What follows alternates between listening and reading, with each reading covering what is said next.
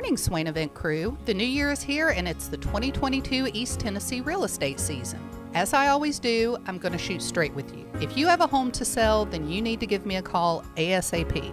Inventory is low and I will get you the most money possible and more than you think trying to sell it on your own. If you are a seller that also needs to buy a home, you need to call me ASAP, as there are ways I can help you manage that situation and stay in your home until we find what you want. If you are looking to buy, you need to call me ASAP. You absolutely need someone on your side to help navigate the current waters, and you need someone that's going to do their homework and find homes that aren't on the market yet. Bottom line, you need to call me today ASAP. Jennifer Morris, Keller Williams Realty, 865-257-7897. If you are buying, selling, or considering investing in real estate this year, or email me at jennifermorris865@gmail.com. I hope to hear from you soon, and go Vols! With smartphones being such an integral part of our daily lives, it is truly an inconvenience when it doesn't work properly. It disrupts the normalcy of our day. When you go into the cell phone store to have it repaired, they just try to upsell you on a new phone. That's why the owner of iDrop, T. Kell, left those places and opened iDrop. His goal is a happy customer. T. Kell and the team will listen to what you have going on and work to solve the problem of your broken device in a way that best suit your needs, instead of trying to upsell you on something that you just don't need. They don't just repair phones, they can service your laptop or PC as well as your Mac. Windows 7 support is over, but iDrop can help you transition to Windows 10. They have a 5-star rating on Google with hundreds of positive reviews. Let me say that again. I don't think y'all understand how big this is. They have a 5-star rating on Google. Their customer service really speaks for itself. So if you ever find yourself with a device that isn't performing as it should, give iDrop a call at 865-888-9740 or check them out on Facebook at iDrop of Knoxville. If man made it, they can fix it. Top 100 barbecue restaurant Dead End Barbecue is a no-brainer when you are craving the smoky flavor of quality Q. Dead End makes it easy to enjoy their fantastic menu with online ordering from Chow Now for pickup. Or if you don't feel like leaving the house, then have Dead End Barbecue delivered right to your door by Loco Knoxville or Bite Squad. Cheer on your favorite team with the best barbecue around. Check them out online at deadendbbq.com. Dead End Barbecue. The search is over. Litter is a big problem in Tennessee, but together we can do big things. We can make our cities, our waterways, our roads cleaner and safer. The Tennessee Department of Transportation is committed to reducing litter in our communities, but we need your help to do it. There are over 100 million pieces of litter in our roads at any given time, and it costs TDOT about $19 million a year just to clean it up. The first step to keeping Tennessee beautiful is to rally behind these 3 simple words. Nobody trashes Tennessee. Join the Nobody Trashes Tennessee movement at nobodytrashestennessee.com. At Iris Networks, we know that business communication solutions are critical to your success. Since 1998, we've been helping businesses in East Tennessee by providing reliable and affordable high-speed fiber internet and voice solutions. That's why Iris Networks is your Tennessee communications partner. With internet speeds up to 100 gigs and work-from-anywhere solutions like mobile apps, video conferencing, and file sharing, we make sure you can stay connected to your customers and great communities we live and work in. Iris Networks, because just like you, Tennessee is our home. Deep down the middle's got his man, and he's gone. Jason Swain, touchdown. It's time for the Swain Event with your host, Jason Swain. My man. Real sports talk for the real sports fan. All you chumps are gonna bow when I whoop him. It's time for the Swain Event, fueled by Dead End Barbecue. Give me 2 pounds and a Ric Flair.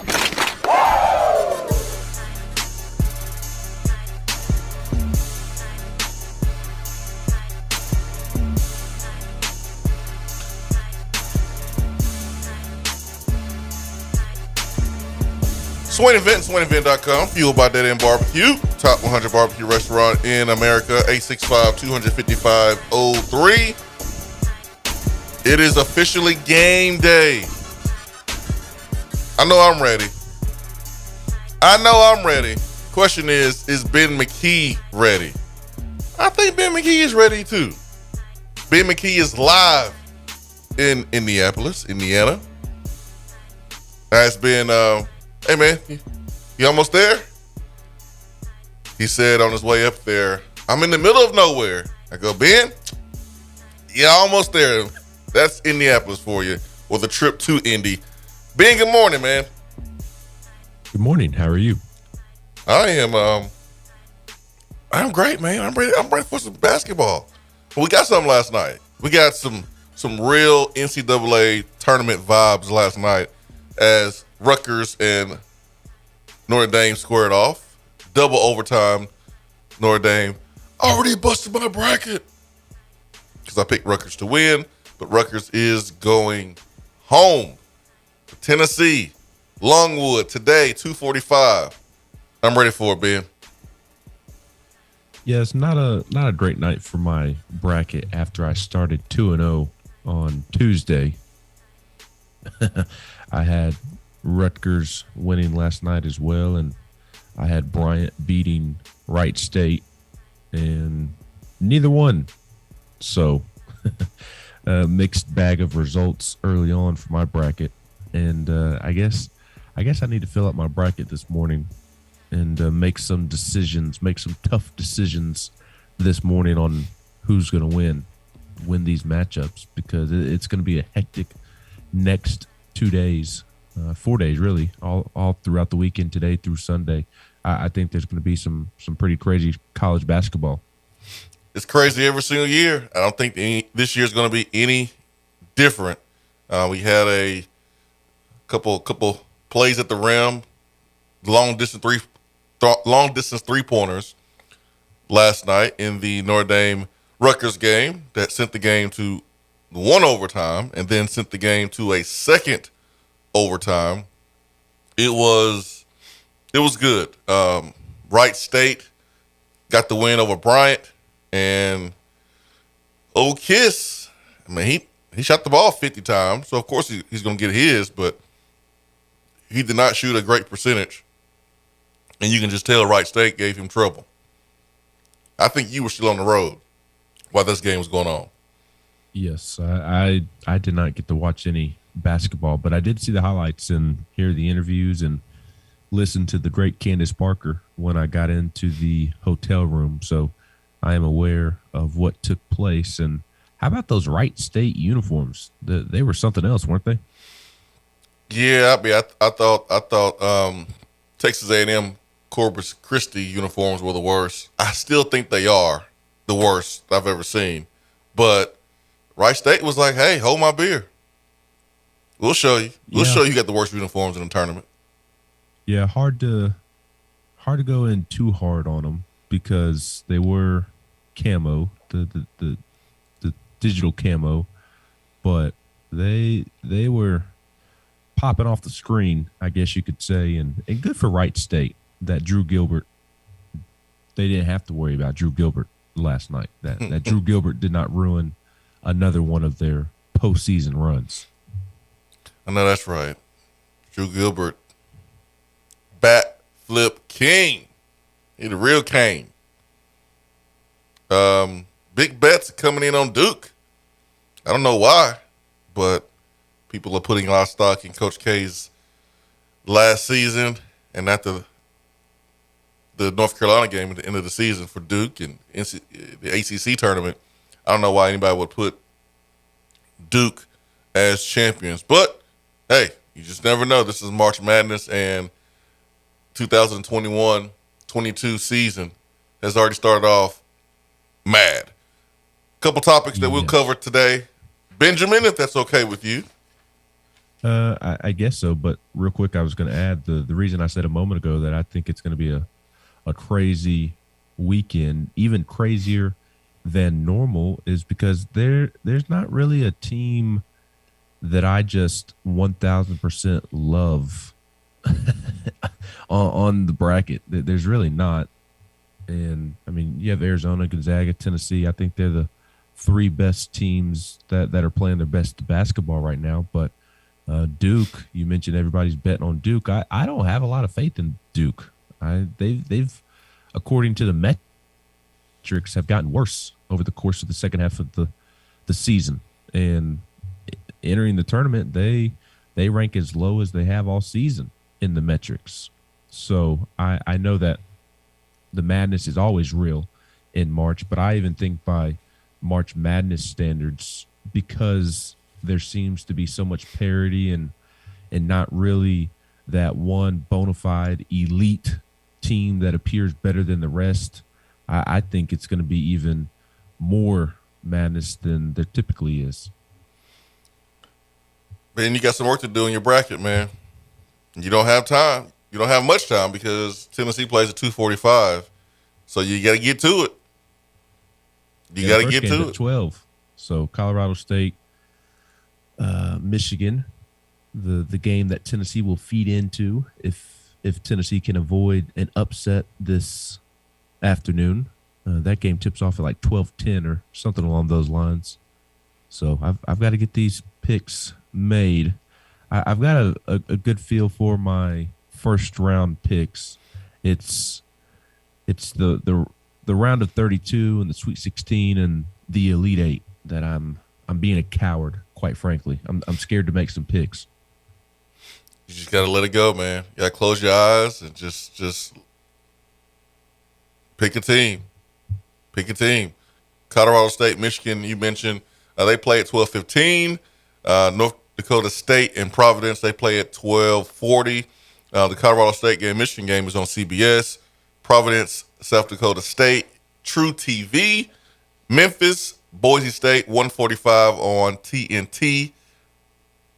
Norfolk State and Baylor, 2 p.m. on TBS. The Vols versus Longwood, CBS. Iowa, Richmond, 3:10, True TV.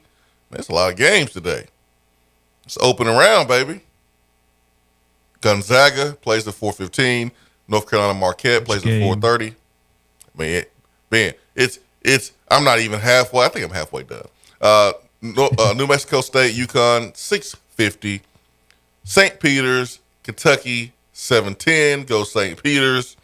St. Mary's, Indiana, 7:20. Creighton, San Diego State, 7:27. Vermont, Arkansas, 9:20. San Francisco, Murray State, 9:40.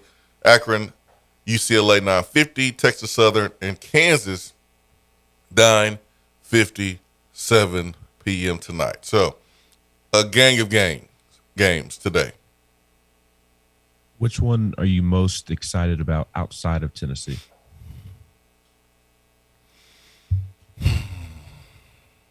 Well,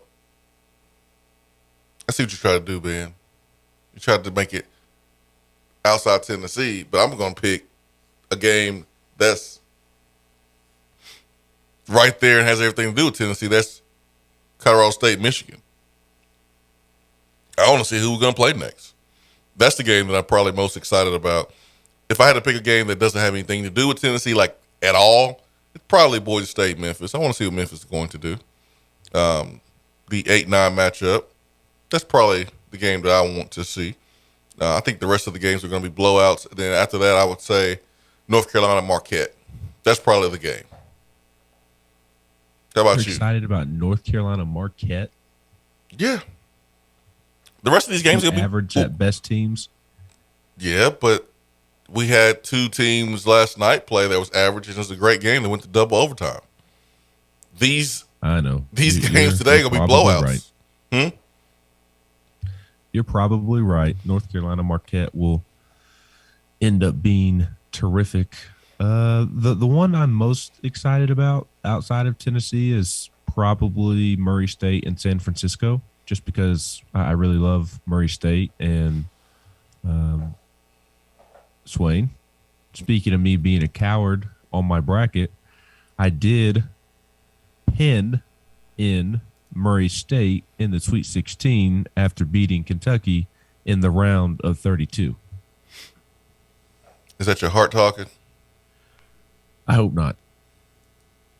But Murray State could easily lose tonight as well. San Francisco, a very good team. That'll be a really fun game. I think that could be the most underrated game of the opening weekend. Those are two really good basketball teams that are going to go at it, and I can't wait to be there in person to watch that one tonight at 9:40. I'm interested to see if Vermont can make anything shake against Arkansas. I'm excited about that one. That one's at 9:20. Michigan, Colorado State. The only reason I'm interested in that one is because it feeds into Tennessee. That's right. I think both of those teams are pretty boring, especially Michigan. I am interested to see this David Roddy fellow for Colorado State, who everybody's raving about. 6'5" and 250, I think he is.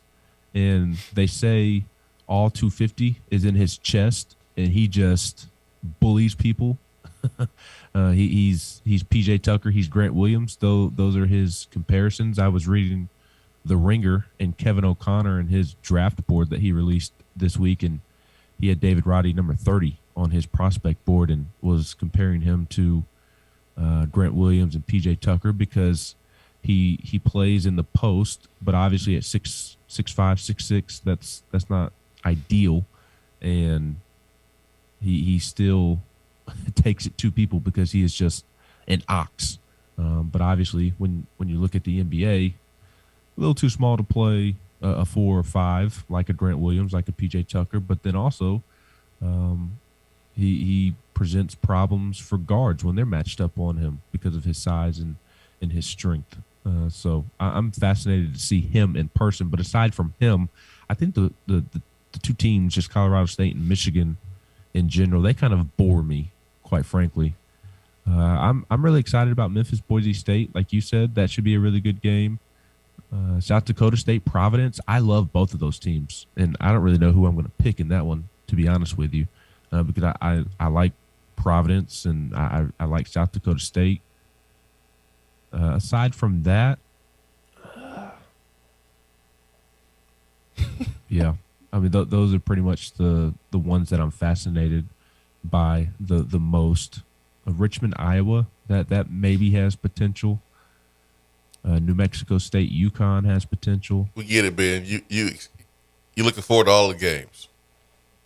I am, but those ones that I mentioned off the top, Vermont, Arkansas, San Fran, Murray State, Memphis, Boise State. Those are the three that I'm excited about the most today, outside of Tennessee. Topics for today, Ben. Got NFL free agency. The new NFL year has begun. The Big Orange Caravan is back after a 3-year hiatus. It is back. So that is big time for Tennessee athletics and the fans over the next couple of months. Titans, Browns are going to make some moves, already have made some moves with their big name players. Nico Iamaleava, the 5-star quarterback from California, had an announcement early yesterday morning. His announcement that he wanted to make was announcing his top 5. And so he did that. And then Longwood's coach had some comments about Tennessee. Griff Aldrich. So 245. Tennessee, Longwood, play. Tennessee is, last time I checked, a 17.5 point favorite. It's going to be a good one. That energy. You want to hear a stat that's going to make you nervous? I don't need a stat to make me nervous. I'm already nervous. That's fair, but the real, not real D from the 4-2-3, but let me scroll down. There's been some messages come in since I saw it, but Vol Grizz Cubs asked, y'all nervous yet as a fan? It doesn't matter who they play when it's win or go home. I completely agree with that, and you just spoke to that as well. I mean, it's the NCAA tournament. I mentioned that going into the SEC tournament. It's just naturally this time of year, if you are invested and you have a team, you are going to be nervous regardless.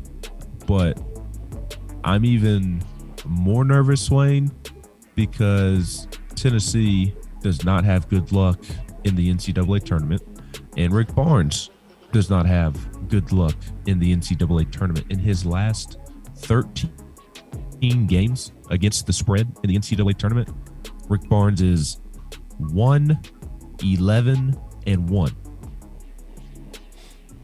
Well, I guess that tells you what you need to do with your money.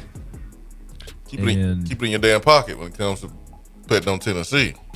Yes, so I will not be picking Tennessee to cover this afternoon. I think they obviously win, but 17 is a big number for an NCAA tournament game, especially when it's not a 1 versus 16 as well. Man, so come on, man. Tennessee should be a 2 seed and has played as well as any 1 seed. That's true. So maybe they go Tennessee should win by 17.5 points. They should, but 1-11-1 against the spread in his last 13 NCAA tournament games. And I believe there's only been one weekend since 2008 that Rick Barnes, or one tournament since 2008 that Rick Barnes has made it out of the first weekend. So Tennessee's misfortunes in the NCAA tournament and Rick Barnes' misfortunes in the NCAA tournament increases the nervousness for me. Fair. Hour 1 is brought to you by Hiller Plumbing, Heating, Cooling, and Electrical. Swain Event, fueled by Dead End Barbecue. We will take our first break of the day right here in hour number 1. Tennessee, Longwood to start off first round of the NCAA tournament for Tennessee fans. Ben McKee, Jason Swain. We'll be right back.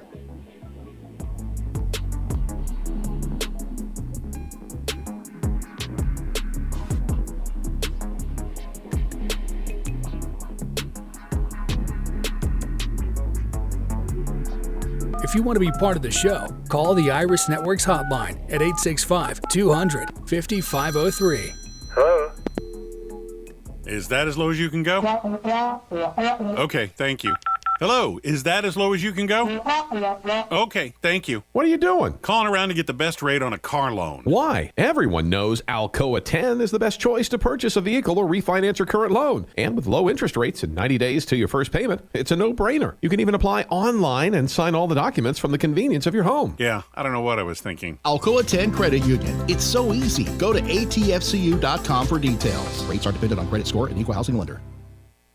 When you start your own business, you know that branding can make or break a new venture. That's why Swain Event relies on 42nd Street. 42nd Street is a strategy agency focused on finding creative, open-minded, results-driven solutions to brand design. After over a decade of operations in East Tennessee, the brand architects at 42nd Street have the experience and creative know-how to ensure the success of your business branding, logo, web presence, and more. To see a real-life example of their amazing work, you can check out our website at swainevent.com. Don't trust the branding of your business to just anyone. Check out my friends at 42nd Street online at 42st.com or give them a call at 865-382-7007. 42nd Street, brand, strategy, design. JC's Tree and Landscaping Service specializes in quality tree work done at an affordable price. Trimming and removing trees are their specialty. They also offer other services like land clearing, stump grinding, crane services, and all of your basic landscaping needs for both commercial and residential. JC's will give you a free estimate and beat any written quote by a competitor to guarantee that you get the lowest price around.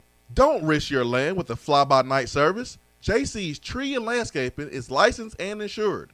Give them a call at 865-599-3799.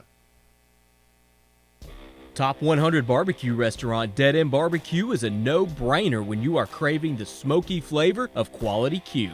Dead End makes it easy to enjoy their fantastic menu with online ordering from Chow Now for pickup. Or if you don't feel like leaving the house, then have Dead End Barbecue delivered right to your door by Loco Knoxville or Bite Squad. Cheer on your favorite team with the best barbecue around. Check them out online at deadendbbq.com. Dead End Barbecue. The search is over. For a replay of each day's Swain Event TV, subscribe to the Swain Event channel on YouTube.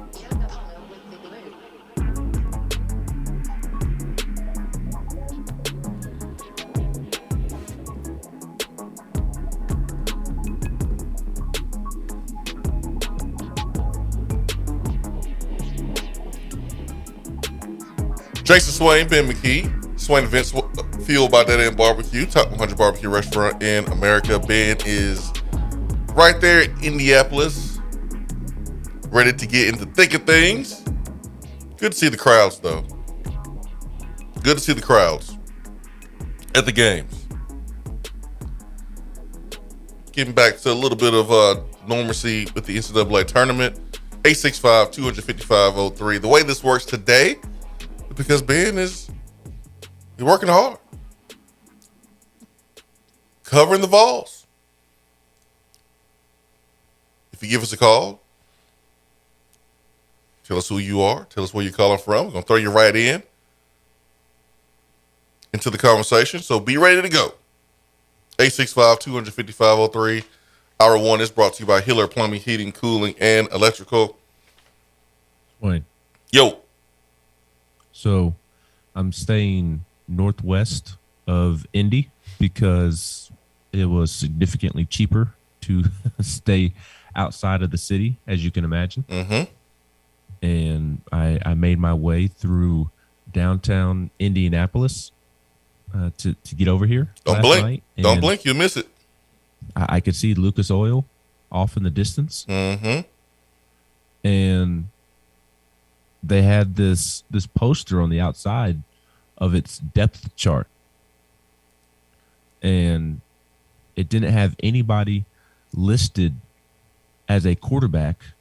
And I was envious because them not having a quarterback is better than me being stuck with Mason Rudolph and Mitchell Trubisky. You got Miles Jack, though. Oh, the Steelers have roped me back in. I was down, but they have roped me back in. They've made some really surprising, because they don't do this. Like, they don't go out and sign Miles Jack and throw money to the offensive line. They went out and got Mason Cole, who's going to play center for us. They went out and got James Daniels from your Bears, a youngster who is promising. He's going to play guard for us. Montravius Adams, Levi Wallace, Chukwuma Okorafor. He's going to be our right tackle. They signed him. Obviously, they threw money at Mitchell Trubisky, unfortunately. Wasted money, unfortunately. So they've roped me back in with some nice signings, and I'm jacked about Miles Jack because he is a stud. No doubt about it. No doubt about it. I mean, come on, the Steelers always make good all-season moves. No, they do, but they don't. Not this way. They don't sign guys like this. It is rare that the Steelers go out and sign guys because they believe in doing it through the draft and keeping guys in Pittsburgh via contract. One of the Steelers writers that I follow, Alex Kozora, he tweeted, "I remember when the Steelers signed Mike Mitchell to a $5 million per year deal, and it was like, whoa, the Steelers really went big." So the Steelers do make good offseason moves, but not through free agency like they have outside of Mitchell Trubisky. I'm happy for you, Ben. Happy for you, man. Happy for you. Happy for Nico, too. During the show yesterday, Ben, when he put on his Instagram story that he had a big announcement later on today, I said, it's easy to assume that he's going to commit. But after the show, when all the action happens, right? After the show, I was doing a little digging, and all he was going to do was announce his top five. So he's announcing his top five. I'm still on commitment watch with Nico, because you see all the crystal balls and all the folks changing it at the last minute, all frantically, and that's kind of what happens when someone is about to commit. So I'm still on commitment watch. We will see if it's today or if it's tomorrow. I'll be surprised if he does it like during the weekend, but he may. But I'm on commitment watch for at least today and tomorrow. And maybe he can pull a Tom Brady and say, man, forget y'all's NCAA tournament. I got some news for y'all. Maybe he does it like Tom Brady. When Tom Brady decided to announce that he was going to unretire on Sunday during Selection Sunday. BPI chance to get to the Final Four. ESPN 26%. I think I just saw that. 24%. That's pretty good, Ben. That's a pretty good chance. Yeah. That's a really good chance. Yeah. I got Tennessee in the Final Four. You do? Yeah, I do, man. Why are you surprised? Why are you surprised? Tennessee's a good team. I don't know. Me and Jimmy Dykes, we on the same page. Oh, now you're back on the Jimmy Dykes bandwagon, huh? I've always been on Jimmy Dykes bandwagon. Never left. It's been a little rocky. You got me mixed up with somebody else. There. No, you got me mixed up with someone else, man. No, I'm remembering correctly. No. How Jimmy was loving up on Kentucky and Auburn and some of the other teams. I know other folks were getting upset thinking that Tennessee was like the only girlfriend, but no, man, Jimmy Dykes was doing his job. No problem to me. Jimmy Dykes easily falls in love with teams, and there are many teams that Jimmy Dykes loves. Are there any teams that Jimmy Dykes does not like? That's what I want to know. I mean, he loves 4 teams. I bet he does. No, it's been cool to see Tennessee be a Final Four pick for some, and part of it is I haven't filled out my bracket yet, but I still have the general thought that I think Tennessee loses to Villanova in the Sweet 16 or Arizona in the Elite Eight.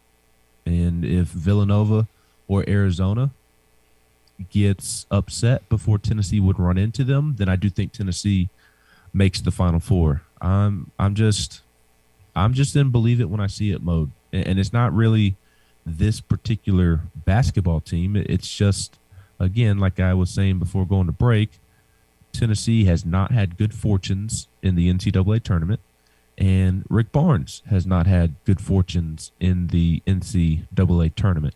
And hopefully this is the year where things change, but there's just always something that goes wrong, whether it's a bad call or some random player going off and making a million shots and not being able to miss. Yep, like Ryan Klein in that Purdue game. And then on top of Ryan Klein, you had a call go against you. Jarnell Stokes, that call going against you, or a shot not going in, a shot going in there. It's just something always goes wrong for Tennessee. And again, that doesn't really have anything to do with this year's particular team. I recognize that.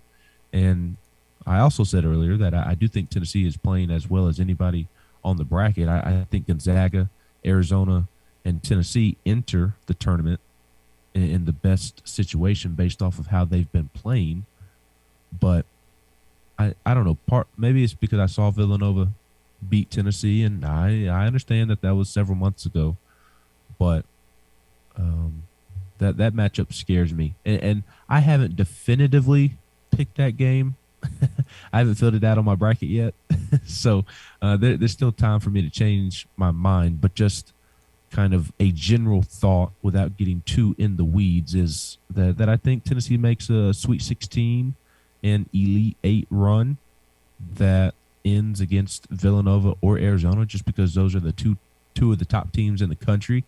And I think it would be really hard to pull off back-to-back wins against those teams. But if Tennessee doesn't run into those teams, I do think that Tennessee would make it to the Final Four, if that makes sense. No, I see what you're saying. I got Tennessee because of how they're playing. And regardless if they play Arizona or Villanova or someone knocks them off, I feel like Tennessee right now is playing a certain type of way. And that's usually who I go with. I remember when Kemba Walker and UConn went on a run in the Big East tournament, and they won it all.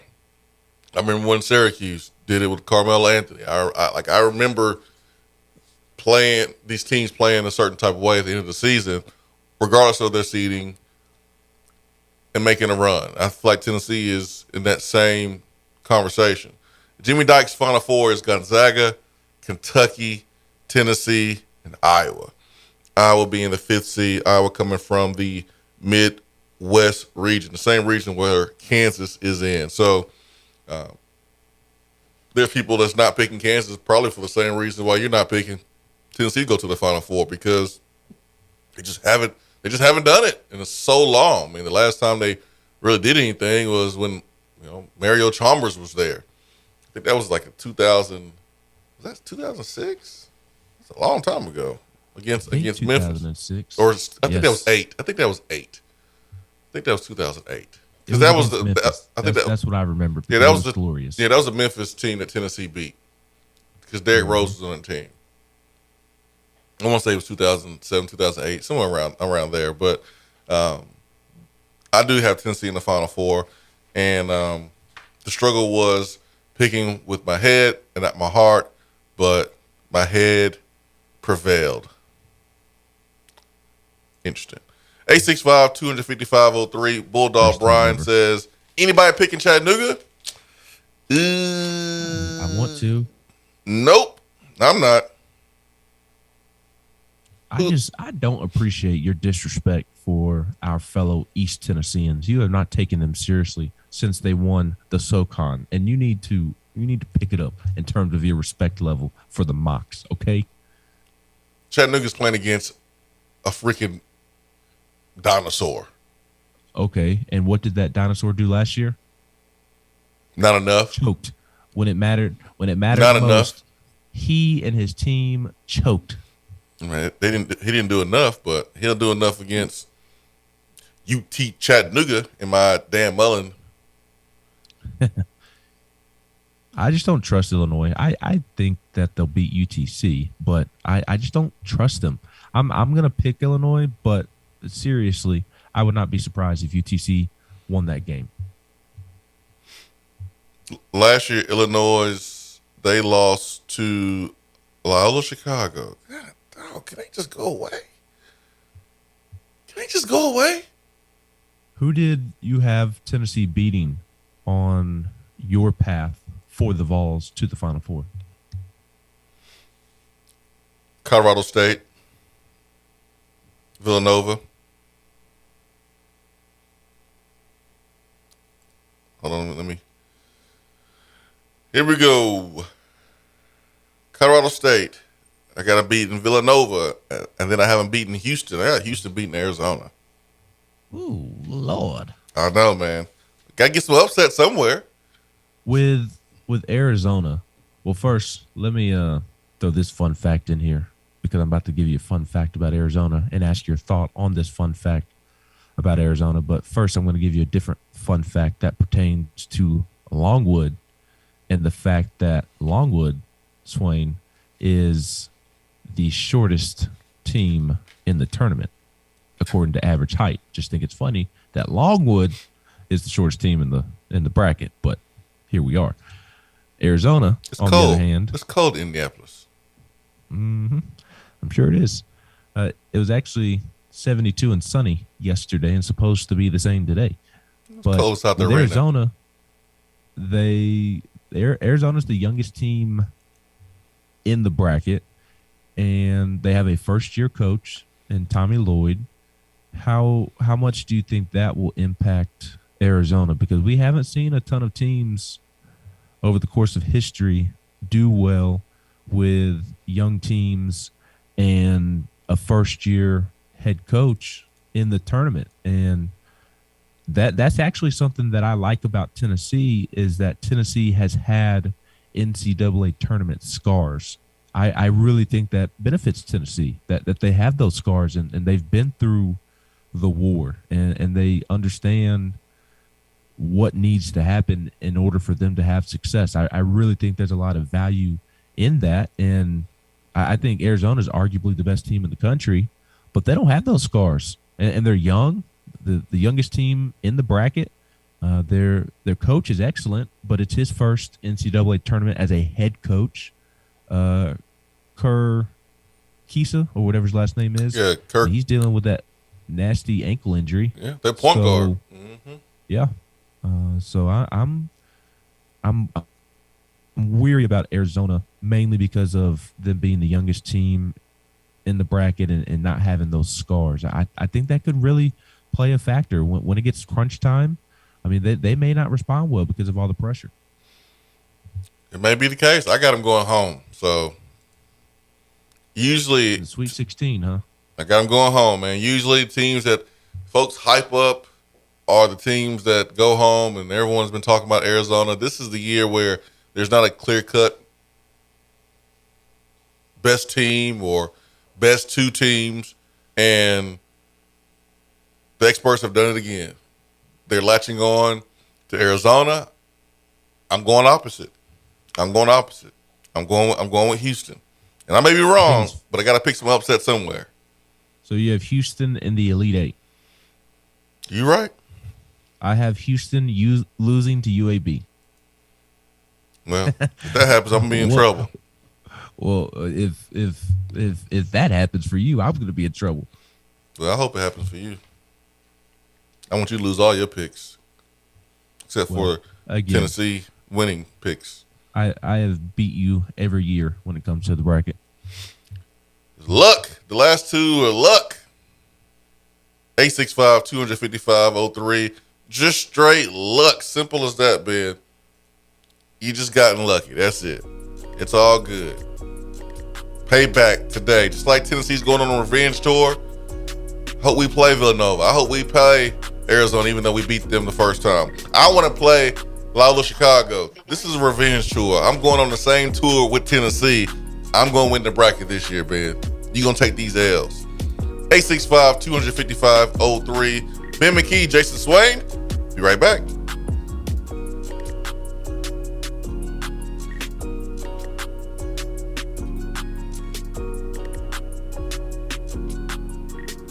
You're listening to the Swain Event. You don't say. Fueled by Dead End Barbecue.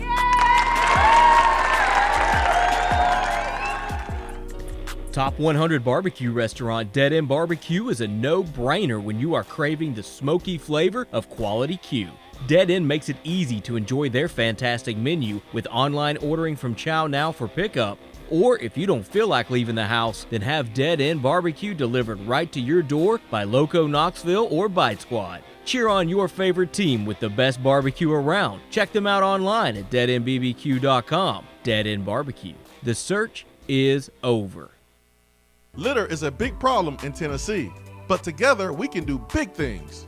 We can make our cities, our waterways, our roads cleaner and safer. The Tennessee Department of Transportation is committed to reducing litter in our communities, but we need your help to do it. There are over 100 million pieces of litter in our roads at any given time, and it costs TDOT about $19 million a year just to clean it up. The first step to keeping Tennessee beautiful is to rally behind these three simple words. Nobody trashes Tennessee. Join the Nobody Trashes Tennessee movement at nobodytrashestennessee.com. At Iris Networks, we know that business communication solutions are critical to your success. Since 1998, we've been helping businesses in East Tennessee by providing reliable and affordable high-speed fiber internet and voice solutions. That's why Iris Networks is your Tennessee communications partner. With internet speeds up to 100 gigs and work-from-anywhere solutions like mobile apps, video conferencing, and file sharing, we make sure you can stay connected to your customers and great communities we live and work in. Iris Networks, because just like you, Tennessee is our home. Fellas, when it's time to freshen up that wardrobe, there's only one play to make, and that's to go see my friends at Mark Nelson Denim in downtown Knoxville. Find the latest in small batch denim in the heart of Knoxville. Denim isn't all they do though. Mark Nelson also does custom suiting and blazers. Let your personal style shine with Mark Nelson. If you don't have time to go shopping for yourself but still want that fresh look, then sign up for the NN Society. Let the experts handle the shopping and get $300 worth of merchandise for just $150 every other month. That's 6 times per year to keep you looking styling every day. Let Mark Nelson Denim help you be the best you, because when you look good, you feel good. Go to marknelsondenim.com. JC's Tree and Landscaping Service specializes in quality tree work done at an affordable price. Trimming and removing trees are their specialty. They also offer other services like land clearing, stump grinding, crane services, and all of your basic landscaping needs for both commercial and residential. JC's will give you a free estimate and beat any written quote by a competitor to guarantee that you get the lowest price around. Don't risk your land with a fly-by-night service. JC's Tree and Landscaping is licensed and insured. Give them a call at 865-599-3799.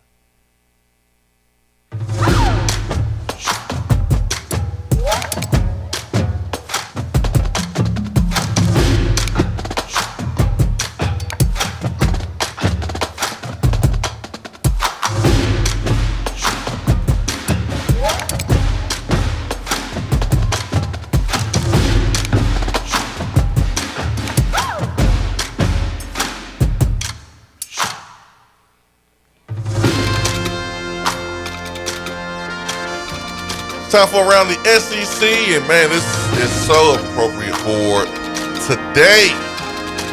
First round of the NCAA tournament. I am here for it. I'm not going to even lie, man. When I saw Mark Emmert in the crowd, I gave him a side eye. I really did. But this is the best time of the year in college basketball. It's going to be crazy today. Multiple TV set up, iPad set up, laptop set up for all the college basketball fanatics. Time for Around the SEC. Spring practice has started for some. Tennessee. Spring practice is around the corner. Ben, what do you got for Around the SEC, man? I want to mention SEC basketball because it is still going in full force. And I know we say it all the time. We throw out best time of the year, but this is truly one of the best times of the year with spring training going on and March Madness beginning, and SEC baseball conference play starts this weekend, and SEC baseball conference play is just so terrific, so entertaining. NFL draft 5-6 weeks away. This is truly a terrific time of year. Spring practice, as you mentioned, is starting. Tennessee practices on Tuesday. Let's go. Coming back from spring break. And with March Madness specifically, I will encourage anybody, if you love March Madness, go to a game in person. You have to. It is just such an awesome feeling, an awesome buzz within the building that is unmatched. It is truly a special time of year, and the energy in the building is just terrific.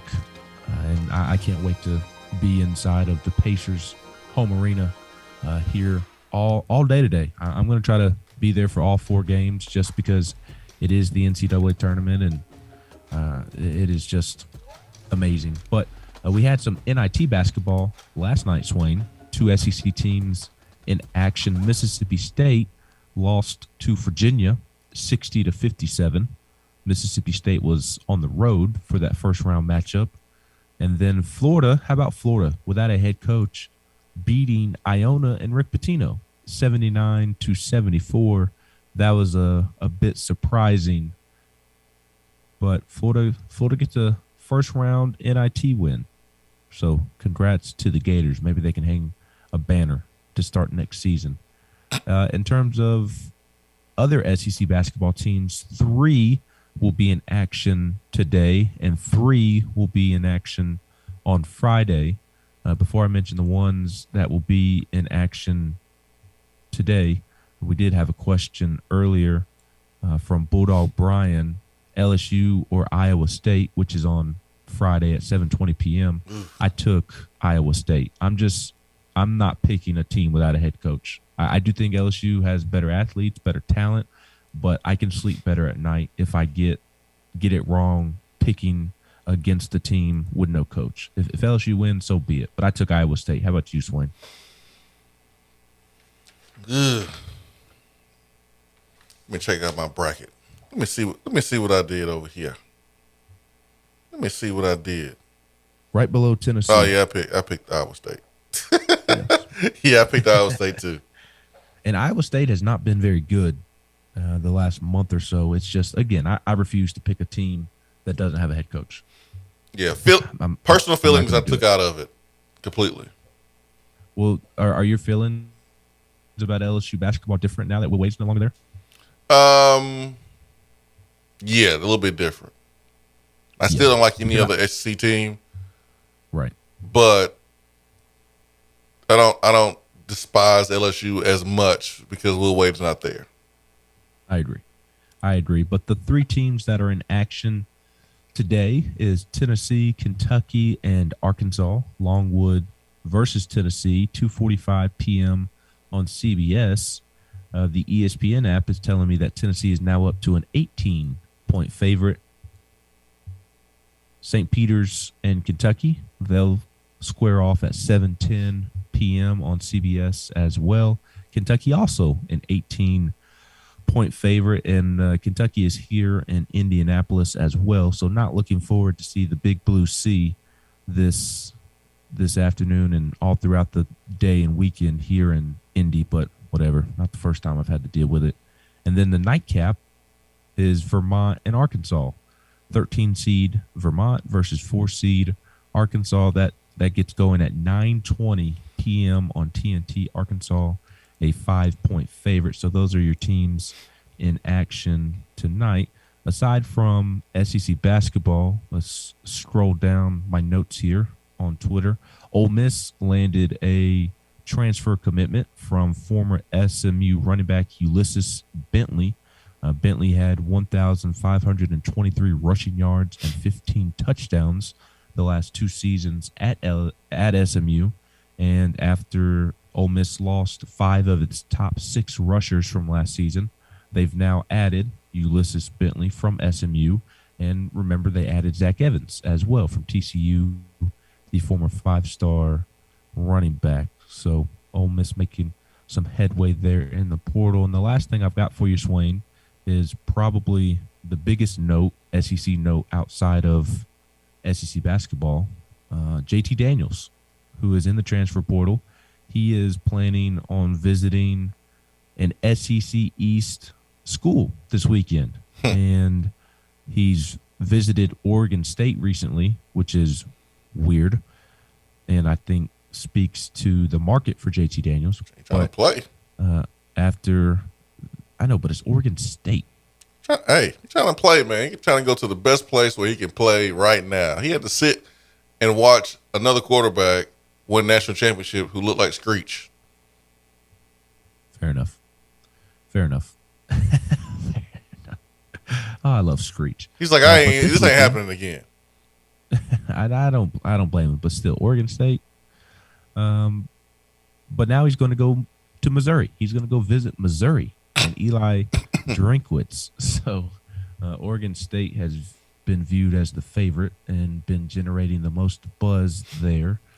But JT Daniels going to visit Missouri this weekend. Please go to Missouri, JT Daniels, and please put a video on JT Daniels the first day he arrives on campus. Please do this so we can see his reactions when he walks into the facilities. He walks around the game stadium, and he's like, so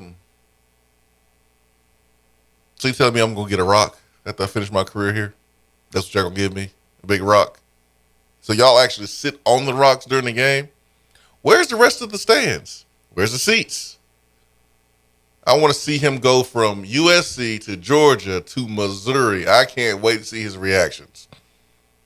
I want to see his reactions on his visit, because that will be the first time he sees the facilities. I hope he goes to Missouri. I really do. That will be hilarious. Yeah, that would be interesting for sure. I don't want to see him go to Missouri because Tennessee has to play him. But come on, man, it would be funny to see him go to Missouri. Don't forget that they got that 5-star receiver he's going to have a year 1 impact and what about the defense, more than though? your typical freshman. What about the defense? I mean, that's fair. You gotta have a defense. I ain't worried about Missouri. Yeah, but Missouri will have to defend Ramel Keaton at this point. 865, 255. You didn't like that, did you? Play too much, man. I had one more note, and this is a lesser thing to mention, but South Carolina is beginning to feel the fallout of Frank Martin being fired, and they had a point guard, Bryce Lindsey. He decommitted from South Carolina yesterday, so South Carolina feeling the impact of firing Frank Martin. And look, this is certainly expected. When Konzo was fired, its entire recruiting class, Tennessee's entire recruiting class was broken up essentially. And but this is also good news for Tennessee because there's this kid, G.G. Jackson. Have you heard of G.G. Jackson? G.G. Jackson. I sure did not. He is an absolute stud. He is the number 1 overall player in the country at Rivals for the class of 2023, a 5-star power forward. And guess where he is from?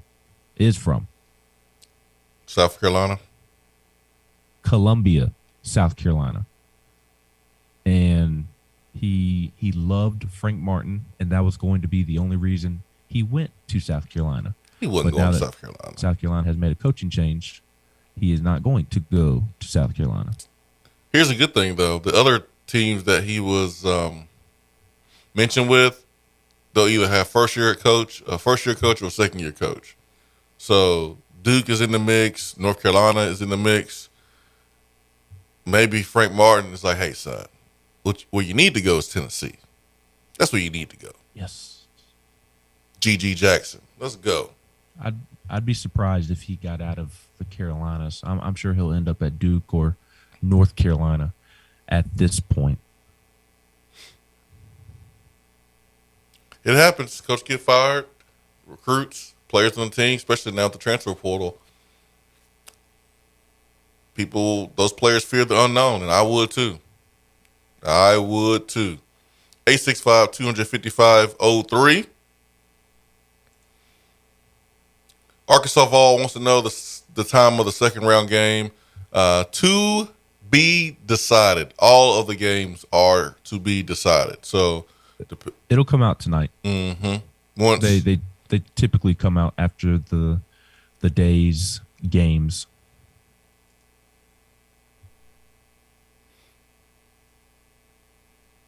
Always Vol says, I'm not saying that any receiver are going to take off, but I do remember no one was high on Tillman.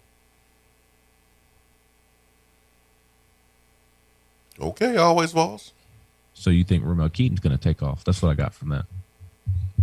I kid. Oh, you play too much.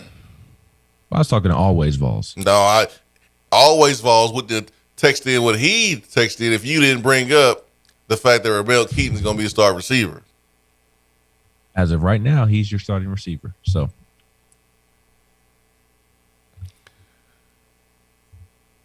Bulldog Brian says portal, which I do think they will. They will go to the portal. Bulldog Brian says Colorado State versus Michigan is a tough call.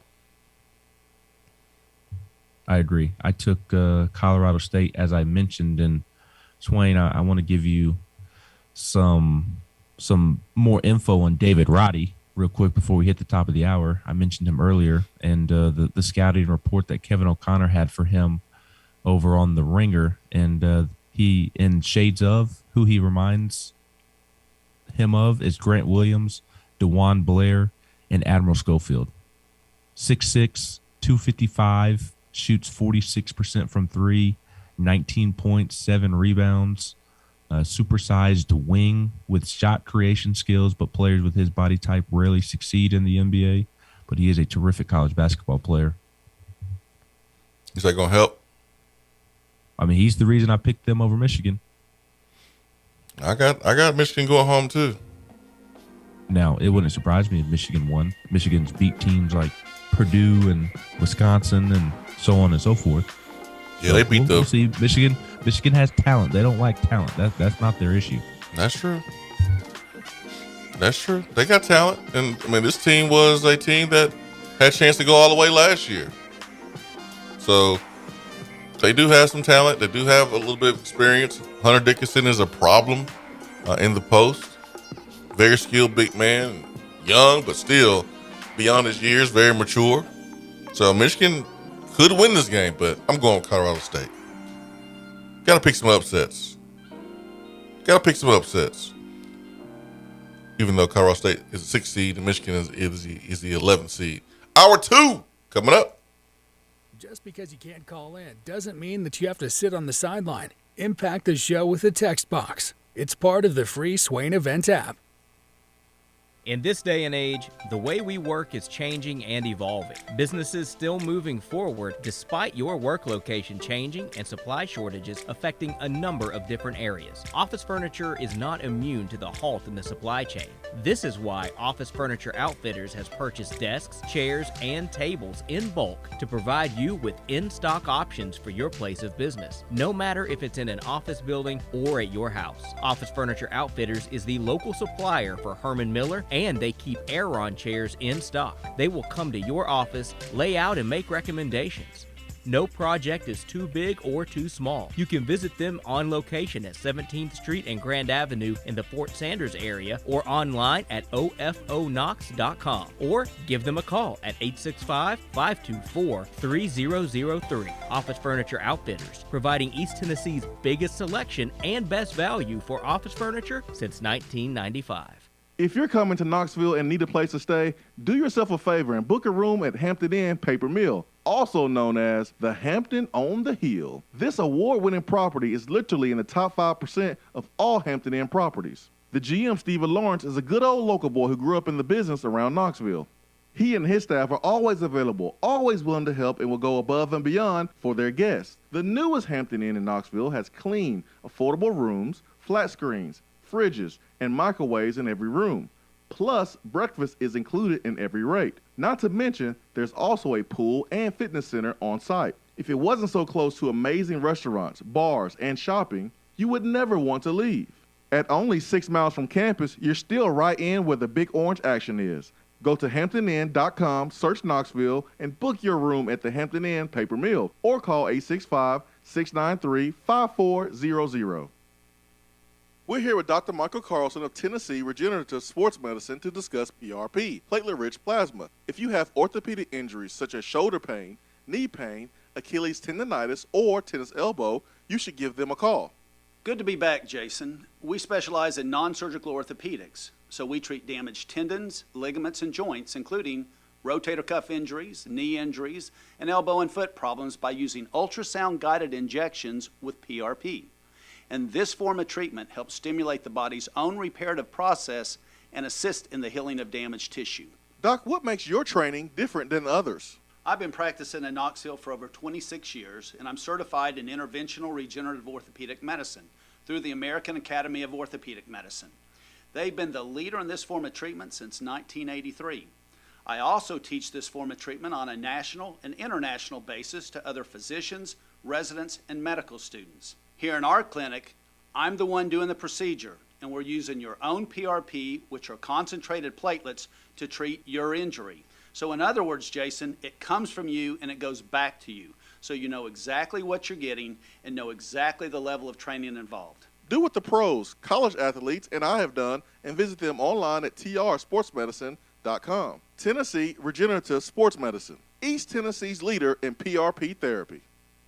Out-of-town law firms have been swarming into East Tennessee lately. Firms from Memphis, Chattanooga, and Birmingham have stormed into the area. Wouldn't you rather do business with a local law firm? You know, a true neighbor. Marcos Garza and the pros at the Garza Law Firm are just that. They are our neighbors and friends that support local causes year-round. The Garza Law Firm works to serve you professionally on criminal matters, injuries and accident matters, and Social Security and disability filings. The Garza Law Firm is here for you at GarzaLaw.com. The Garza Law Firm. Let us help. I know missing the show live is a bummer, but don't fret. You can catch up on the podcast posted daily on the app, online, and on iTunes. Awesome!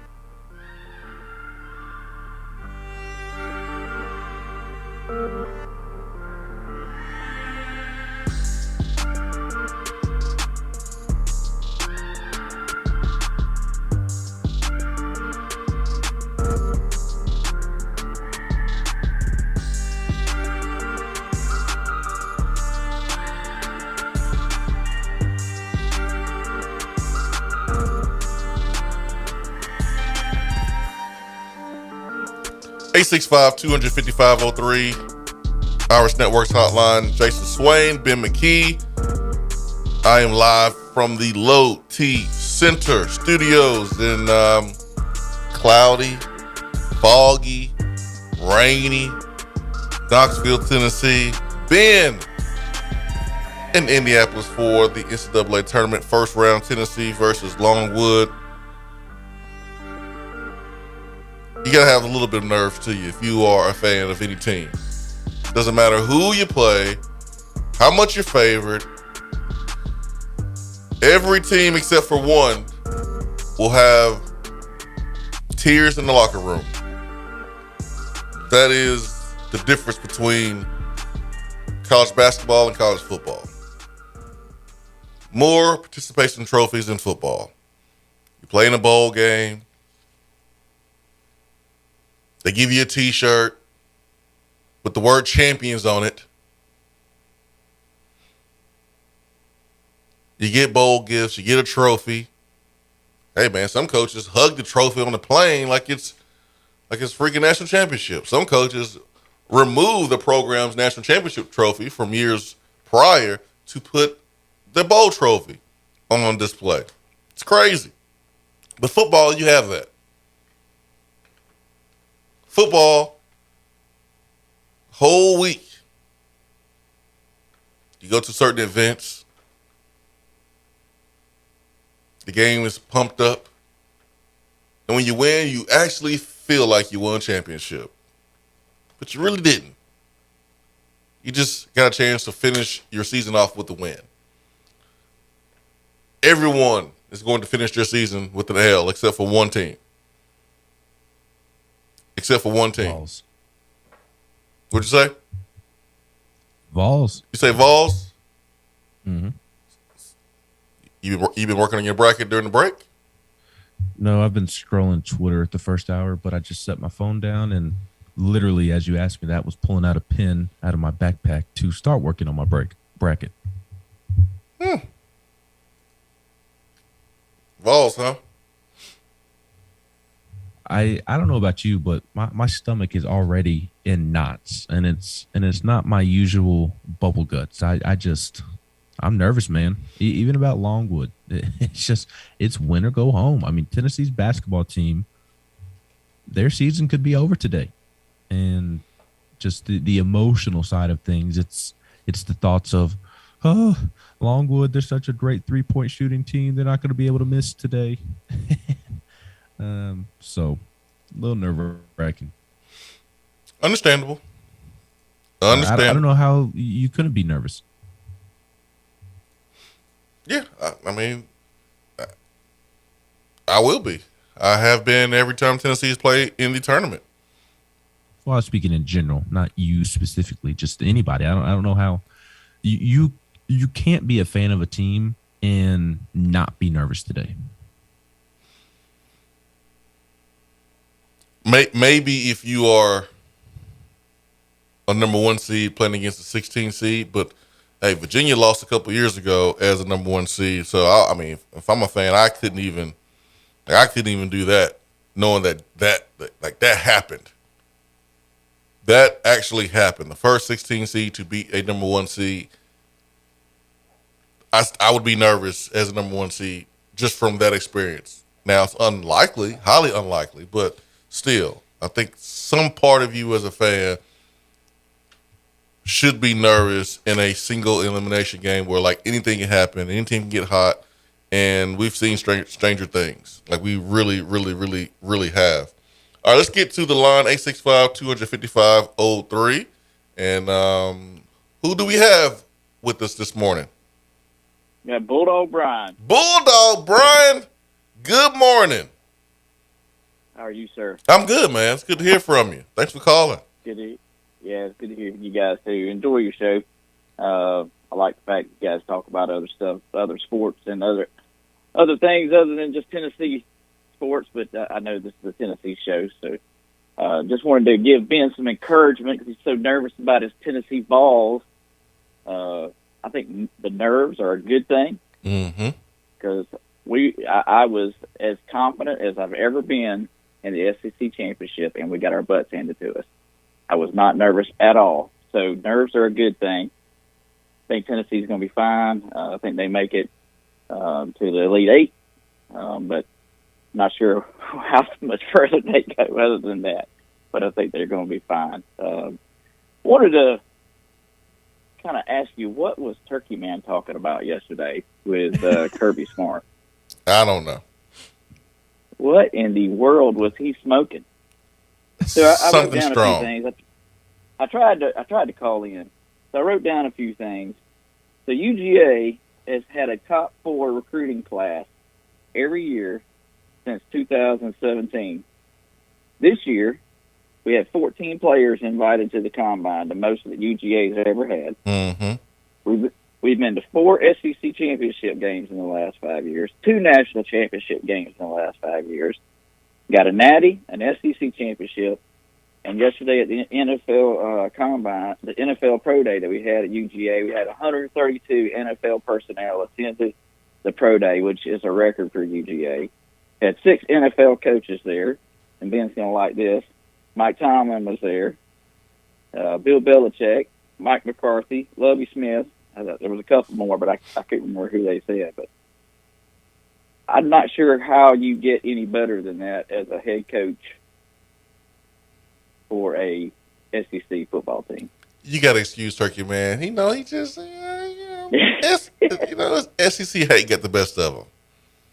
I understand. We looked at each other. Me and Ben looked at each other. We was like, I don't know about that one, Turkey, man.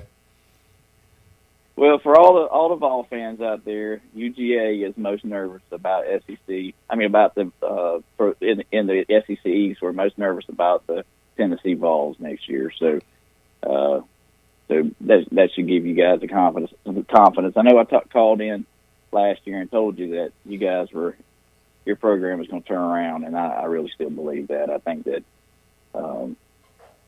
Tennessee Vols are going to be Georgia's biggest competition going forward. So, hey, you guys have a great day. Hey, enjoy March Brian, Madness. I have a question for you. I am. Hey, Brian, Brian, Ben got a question for you. You still there, Brian? Yeah, I am. Can you hear me? Oh, yeah, we can hear you. Ben wants to address you. No, I just have a question about basketball and how you feel about bringing Mike White on board. Dude, I am so underwhelmed. I know why they brought him on. If you want the cleanest cut guy in college basketball that has no issues, you talk to anybody that knows him or been around him or been around any program that he's been around, he is completely clean cut. There's never been any small grain of negative issues with him where he's been under investigation or had something going on. There's none of that. So to bring some continuity to this program and rebuild Georgia's basketball program, it is probably the best hire that they could make. But for me, that wants the big splash, I was underwhelmed. And they introduced him day before yesterday, and that was kind of underwhelming as well. They did this huge pep rally for him, and I was still underwhelmed. But we'll see. I mean, I could be wrong. Have been known to be wrong. Kirby's hired a few assistant coaches that I was like, what in the world? Like Trey Scott, they hired Trey Scott, and now that's probably the best hire that he's ever made as far as an assistant. You got a whole slew of linebackers that are going into and defensive linemen that are going into the NFL that he developed, and I never thought he'd be able to develop any NFL talent. So I'm trying to trust our administration and our AD and pray that that his selection committee has led him in the right direction. Interesting. Well, all right, Brian, thank you so much for the phone call. Hope you have a great weekend, Hey, unless you call tomorrow. Y'all's well. Thank you. Thank you, Brian. 865-255-03. How about that, man? I like that Bulldog fan. He's a cool Bulldog fan. I know one other person that's a really good, cool Bulldog fan. That's about it. Brad Matthews? Brad is a Bulldog fan. The fan of the actual breed of the dog, but I mean like UGA fan. Is that Stokes? Don't even try it. You know Stokes will put his hands on you if you call him Bulldogs fan. I'd like to see him try. That's a sore spot for Stokes, man. I've seen Stokes lose his mind talking about Georgia. Oh man. 865-255-03. Daniel Vall says, "You taking up with a Georgia fan over Turkey, man? What are you doing?" I am being truthful, protecting my credibility. I'm not going to sit here and bash Kirby Smart like he's been underwhelming. The dude just won national championship. What are you talking about? Let's go back to the phones. 865-255-03. Who do we have? Good morning. Good morning, guys. Good morning, Dave Toner. How are y'all? Good, good.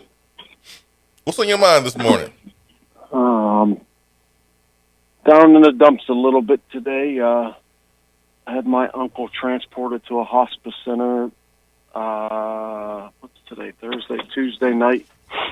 He passed away yesterday. Had to probably going to have to put Steeler down today. But I just wanted to comment on this Georgia caller. Okay.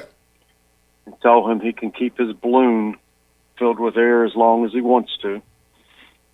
And think that Kirby Smart is the best thing since whatever. The man has had more talent, arguably, than anybody in the nation, with the exception of possibly Alabama, and one SEC championship and one natty. I still view him as a disappointment. I mean, wasn't there talk the past 2 years about him being let go? No. Or was it? If he didn't win this year? No, I didn't hear that talk unless it was on the Georgia message board. But, it's been since Herschel Walker's been there that they've done anything.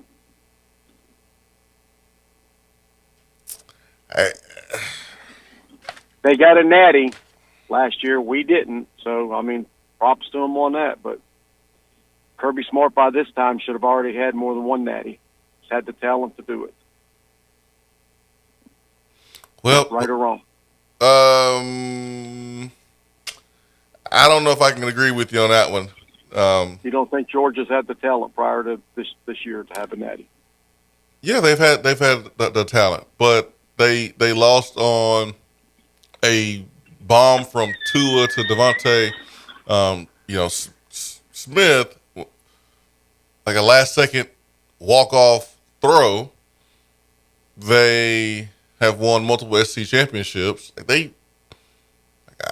I'm a Tennessee fan. I love me some Tennessee, but I'm not going to let that cloud my judgment and lose sight that Georgia just won a national championship. Like,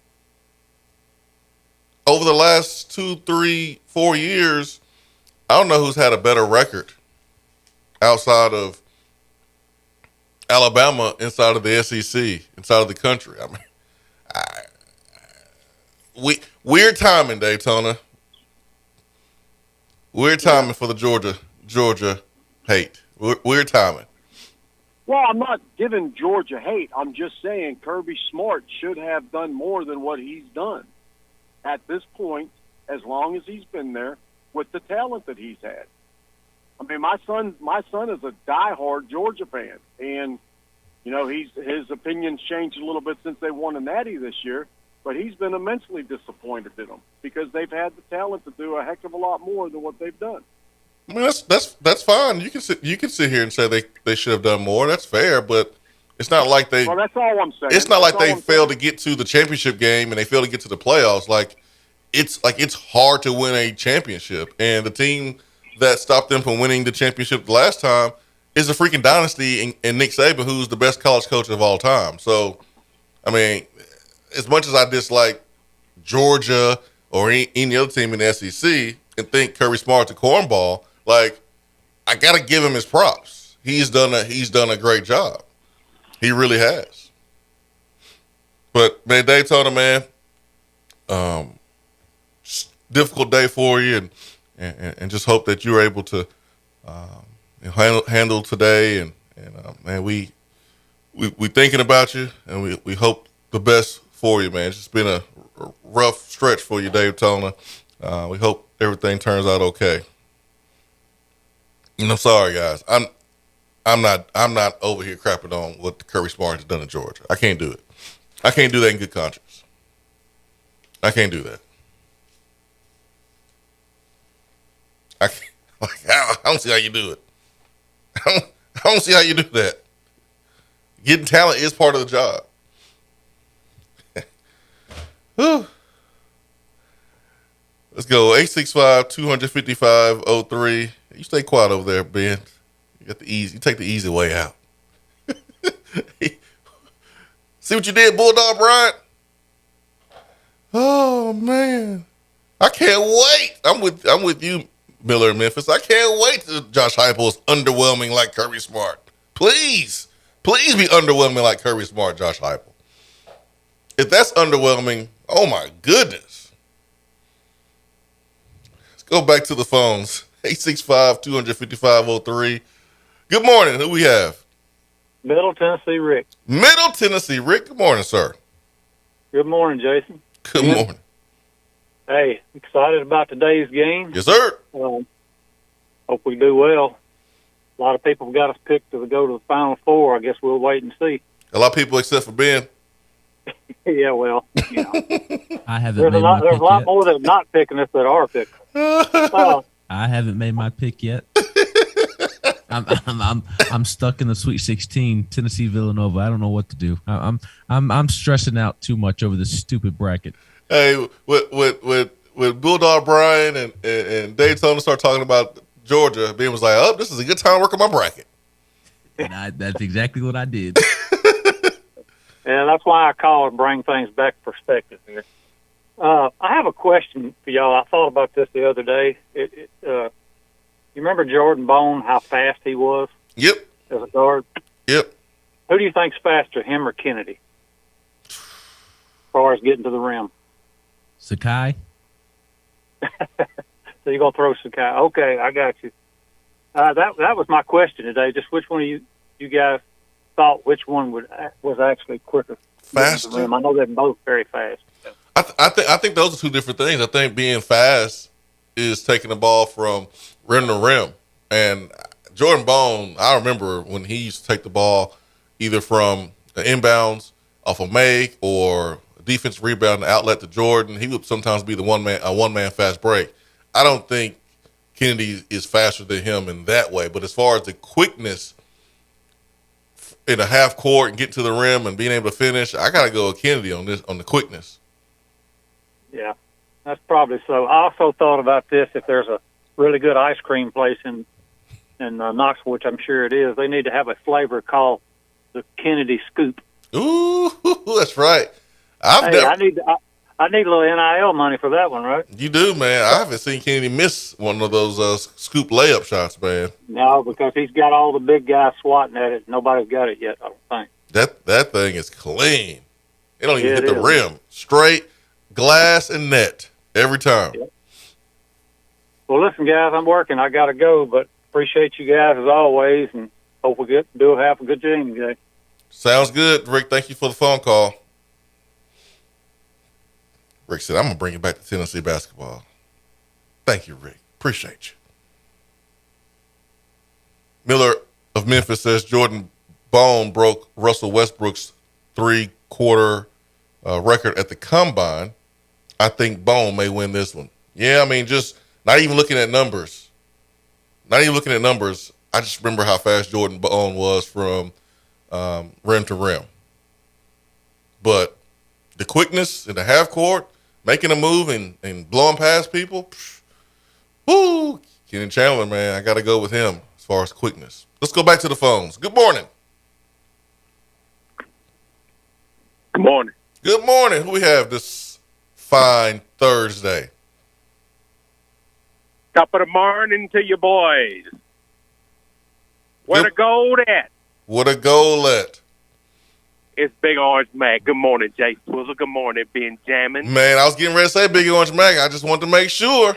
I just wanted to make sure, my brother. Good morning. See, now you know what I deal with when I answer the phone. I do, because I couldn't sense Big Orange Mac at the beginning, but now it's perfectly fine. Mac, are you okay this morning? Are you okay? As a Braves fan, you good? What? See, I was feeling all right till you brought it up. I'm sorry. I'm just checking on you. I'm just checking on you, man. That's all. I'm not doing well. Not doing well. I'm sick to my stomach. I'm just moving on from that. I don't even want to talk about it no more. Okay. I'm sorry. My bad. You need to start filtering these people to call in. First, you had a Gator fan calling in. Now you got a Bulldog fan. Look, if a Bama fan called in, I'm going to have to quit listening for a while. I'm going to put y'all on probation. I ain't listening. Y'all letting these other folks call in. Bulldog Brand, you and I both know, y'all didn't start doing well recruiting till y'all started putting Athens Dodge dealer in business.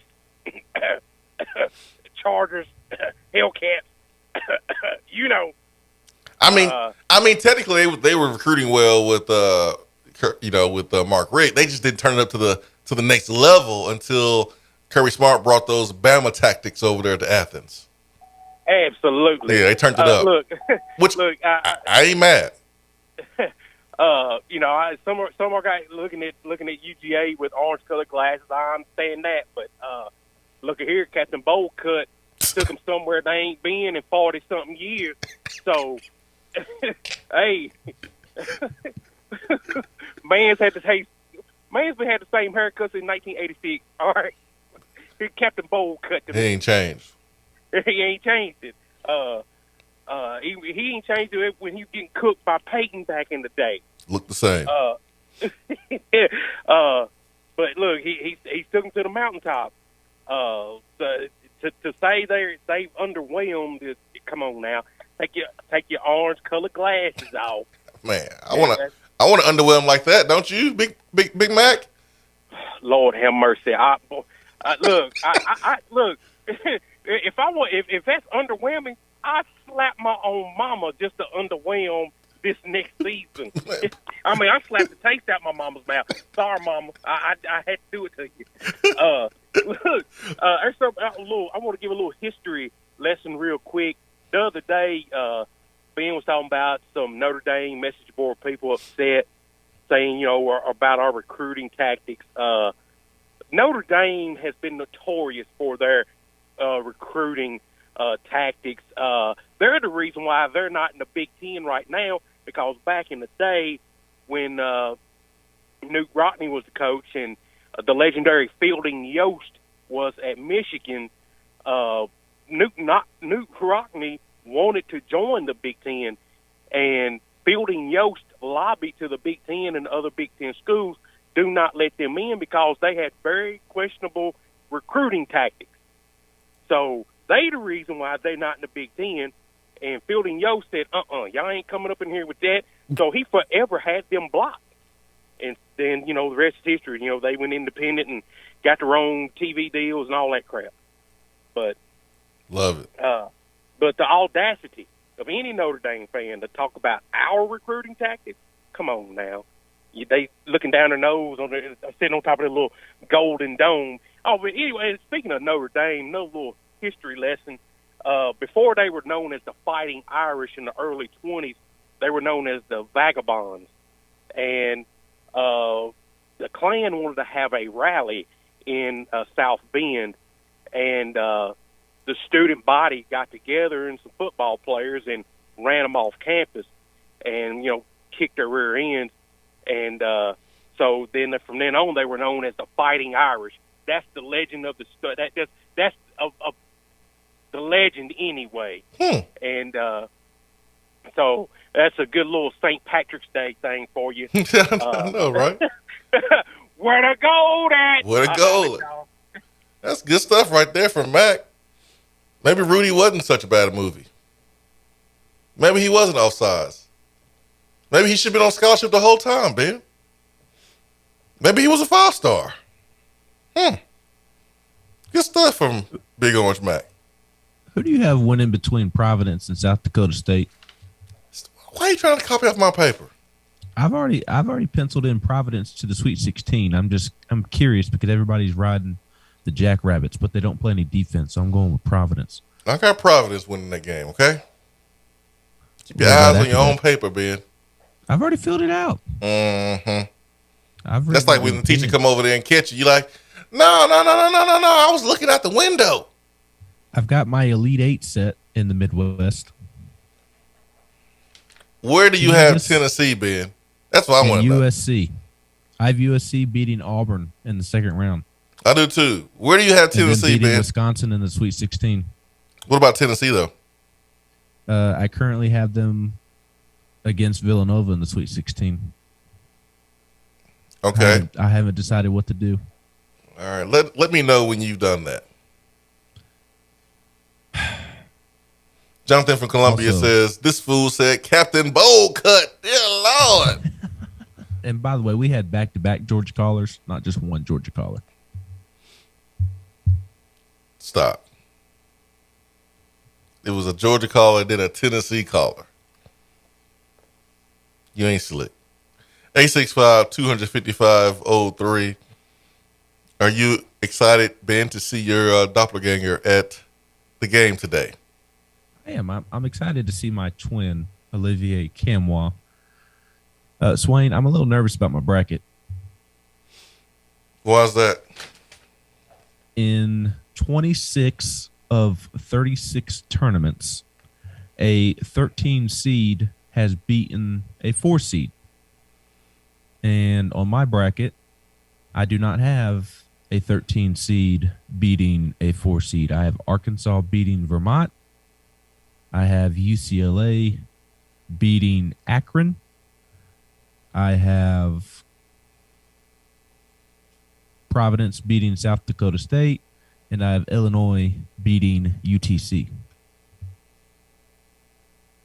So the numbers are not in my favor. Do you have a 13-4 matchup? Do you have Arkansas, UCLA, Providence, or Illinois losing?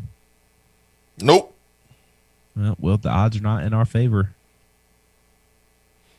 Well, 26 of 36 tournaments, a 13 seed has beaten a 4 seed. No. I guess we'll see. Maybe that's an excuse for me to pick UTC. You should. You should go with the moccasins. Let it rip. Volstorm told you just to make your picks based off how pretty the team uniforms are and then move on. Because you'll probably be more successful. Like my wife and my kids going to fill out a bracket today.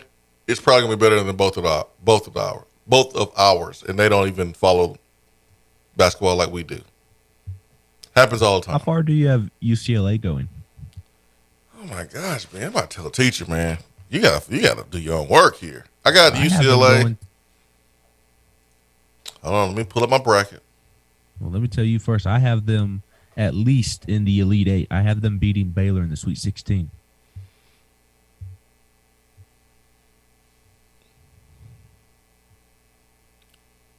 Yeah, I got them in the Elite Eight as well. Yeah, losing to Purdue. Why was there that pause there? Were you changing your answer? Because I have them going that far? No, because I was looking to see like exactly where I had them. Because I have my bracket filled out on the Tournament Challenge online in the Swain Event Tournament Challenge group, but I didn't match it on my paper. So that's why I had to go and look at it. It's all funky looking. I really want to pick Murray State. Go ahead, man. You should. You should pick Murray State over Kentucky. Go ahead. You picked Purdue over them. Yeah, I did. You want to know where Purdue's defense ranks in KenPom? No, I don't. You do your work, I do my work. And we'll see whose work is better. Purdue's defense ranks 98th in adjusted defense. Awesome. I saw Kentucky not be able to make a shot from the outside, so whatever. Okay, so that means Murray State's going to the Elite Eight. That's right. You should put that. That's a good idea, man. You should put Murray State in the Elite Eight. Then, hey, why not? Just put them in the Final Four. John Morant will approve. Maybe John Morant will actually make some plays when you in attendance next time. Y'all can be best buds. I'm not stumping for John Morant until he wants to play well when I'm in attendance. He's a bum. He doesn't deserve MVP. Wait a minute. He should have never been in the All-Star game. Wait a minute. I mean, he's a bum. Wait a minute, Ben. Now you're taking too far. You haven't had enough sleep. Now you're taking too far. How far you got Duke going? Miss Smith, Ben won't stop tapping me on my shoulder. I'm trying to do my work, Miss Smith. Crush on? And Ben McKee won't leave me alone. Miss Smith, can I please go to the principal's office and call Mrs. McKee? Ben is bothering me in school. He's bullying me. He's trying to get my answers from my tests. Was Miss Smith the teacher you had a crush on? No. We all had one. Her name wasn't Miss Smith. All right. We all had one. Duke, I got Duke.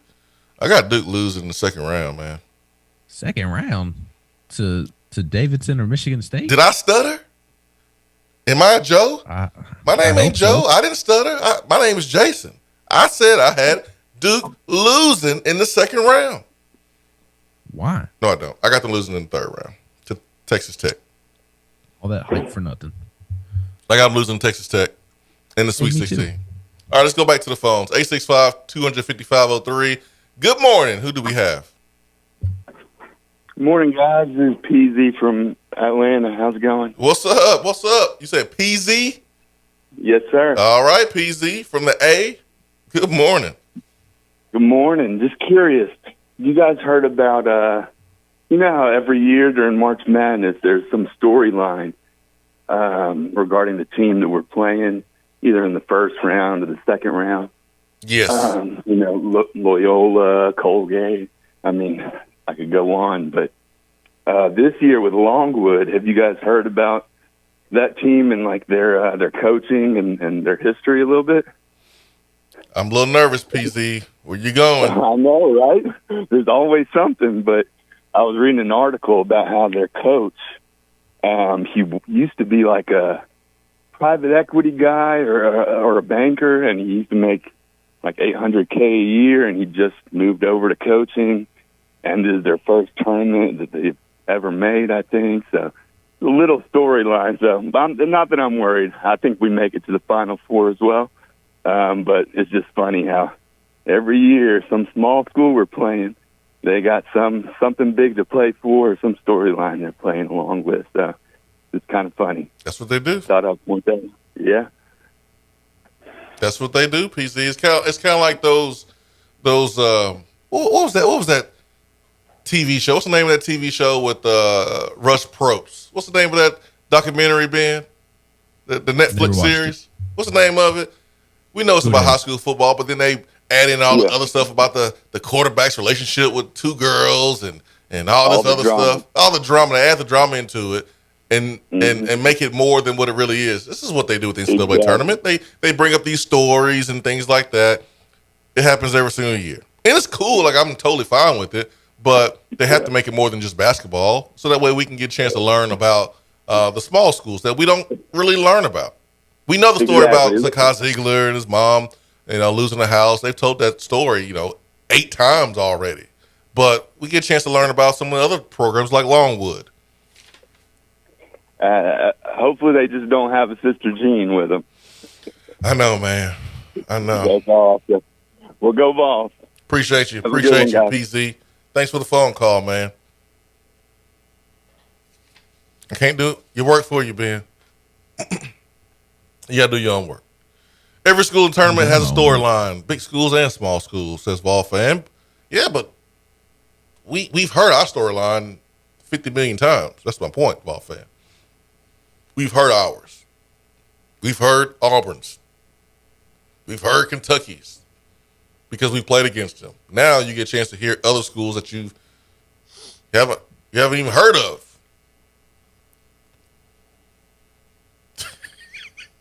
Chris from Dyer says, gas is so high, PZ is breathing like he called in while walking to work. Chris, you ain't got no sense, Chris. Oh, always Vol says, Swain, just go ahead and fill Ben's bracket out for him. I feel like I am. Even though Ben is so confident that he's going to beat me this year because he's beat me the last 2 years.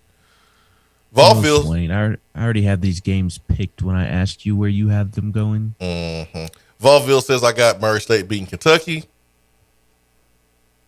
I'm sure there's no emotion in that pick. Lando Vol says Ben's bracket is going to end up looking like George's SAT test on Seinfeld, and Elaine's hands it back to him through the window. Yep.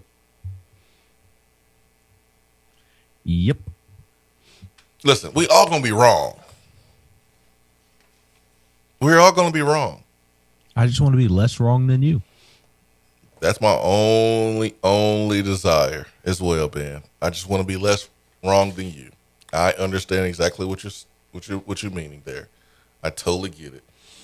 865-255-03 is our telephone number. Hour 2 is brought to you by Action 247. Use the promo code Swain Event and get a 50% deposit match up to $800. That is Action 247. Today's promo, with the March Madness first round underway, Action 247 will continue with college basketball to finish their 3 days of parlays. You put $50 down on a college basketball parlay, plus 500 odds or greater, and you will get a free $15 bet if it doesn't hit. That is the promo for today and tomorrow during NCAA tournament. It's the first round, folks. It's the first round. Swain Event, fueled by Dead End Barbecue. Stay with us.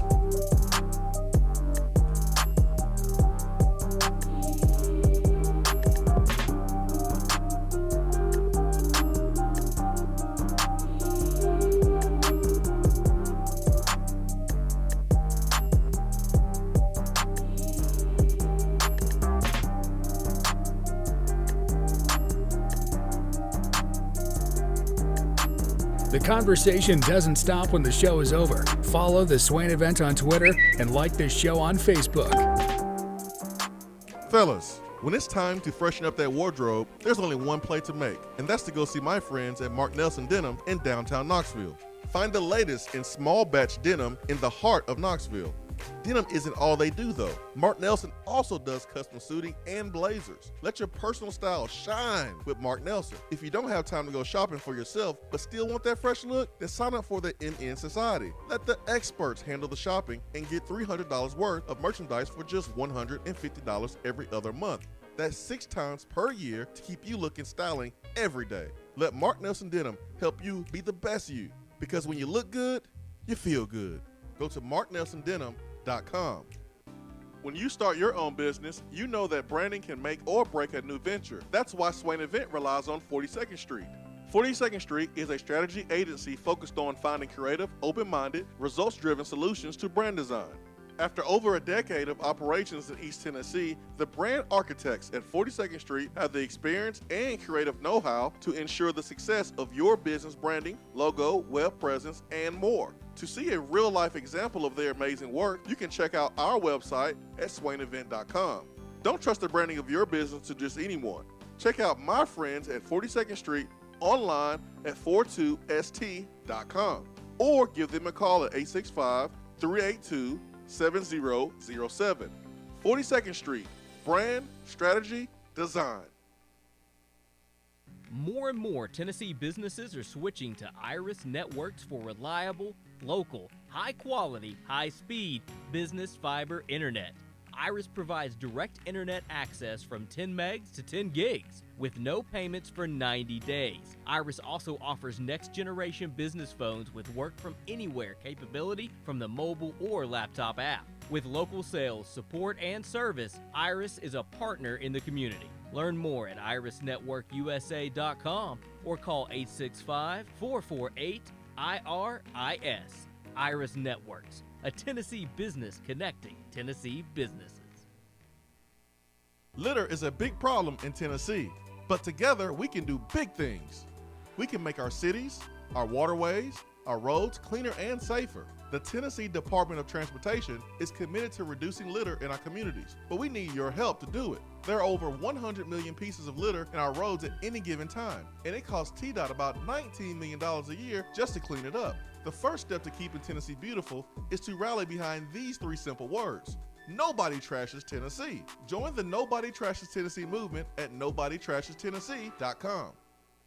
Out-of-town law firms have been swarming into East Tennessee lately. Firms from Memphis, Chattanooga, and Birmingham have stormed into the area. Wouldn't you rather do business with a local law firm? You know, a true neighbor. Marcos Garza and the pros at the Garza Law Firm are just that. They are our neighbors and friends that support local causes year-round. The Garza Law Firm works to serve you professionally on criminal matters, injuries and accident matters, and Social Security and disability filings. The Garza Law Firm is here for you at GarzaLaw.com. The Garza Law Firm. Let us help. I know missing the show live is a bummer, but don't fret. You can catch up on the podcast posted daily on the app, online, and on iTunes. Awesome!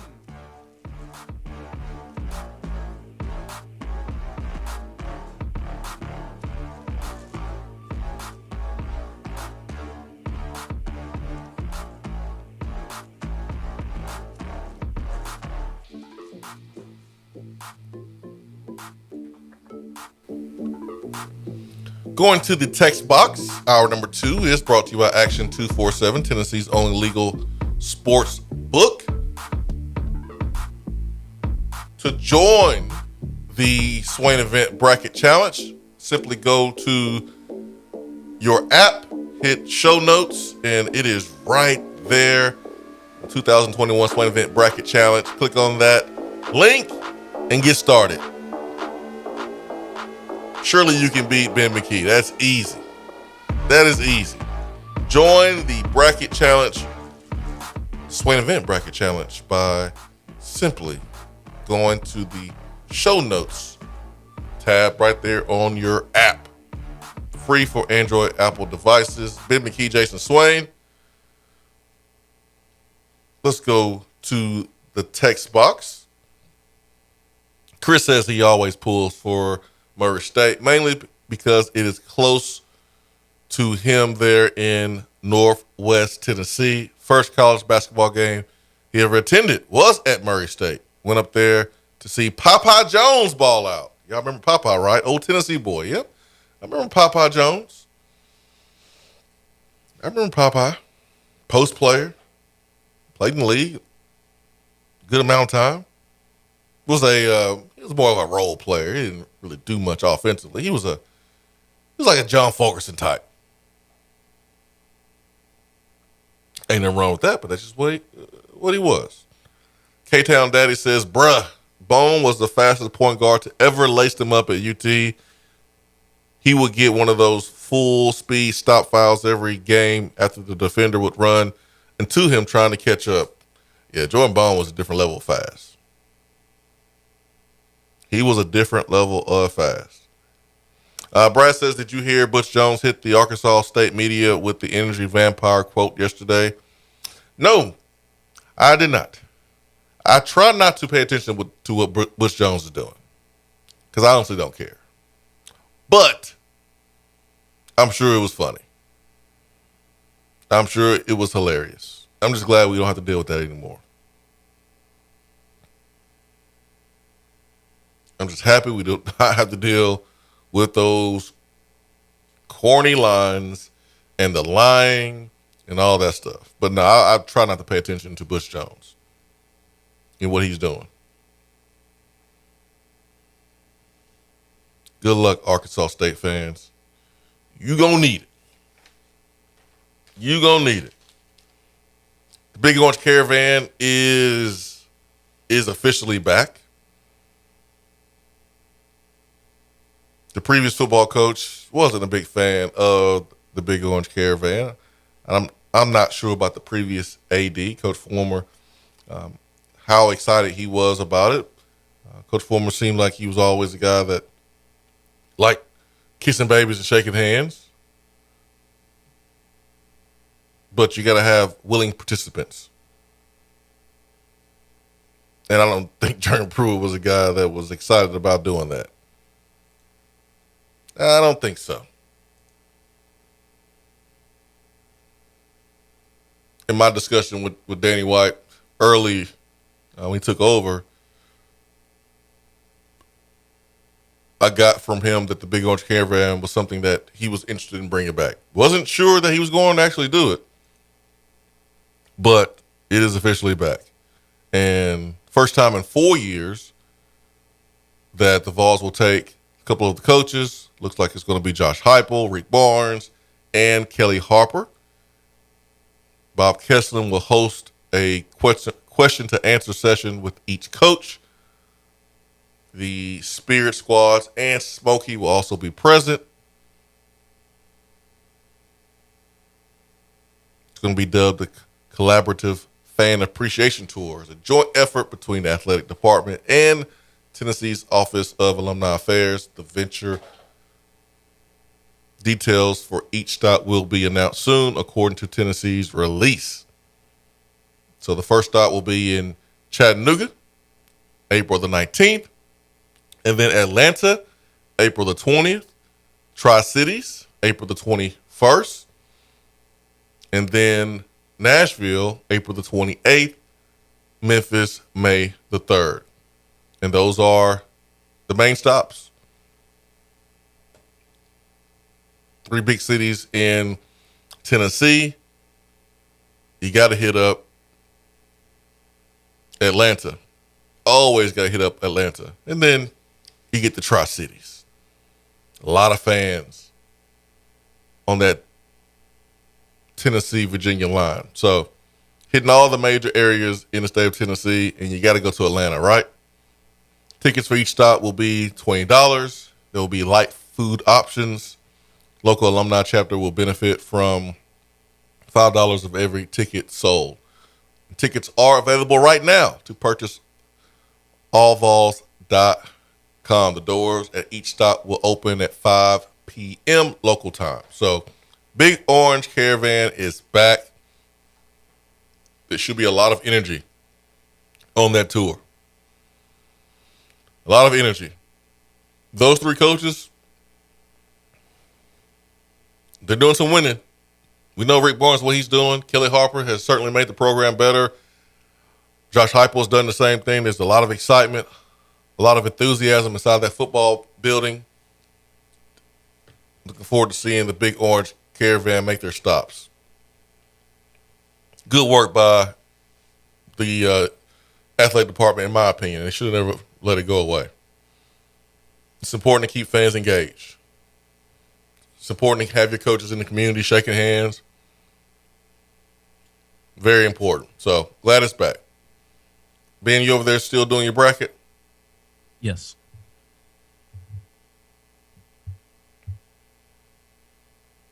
Yep.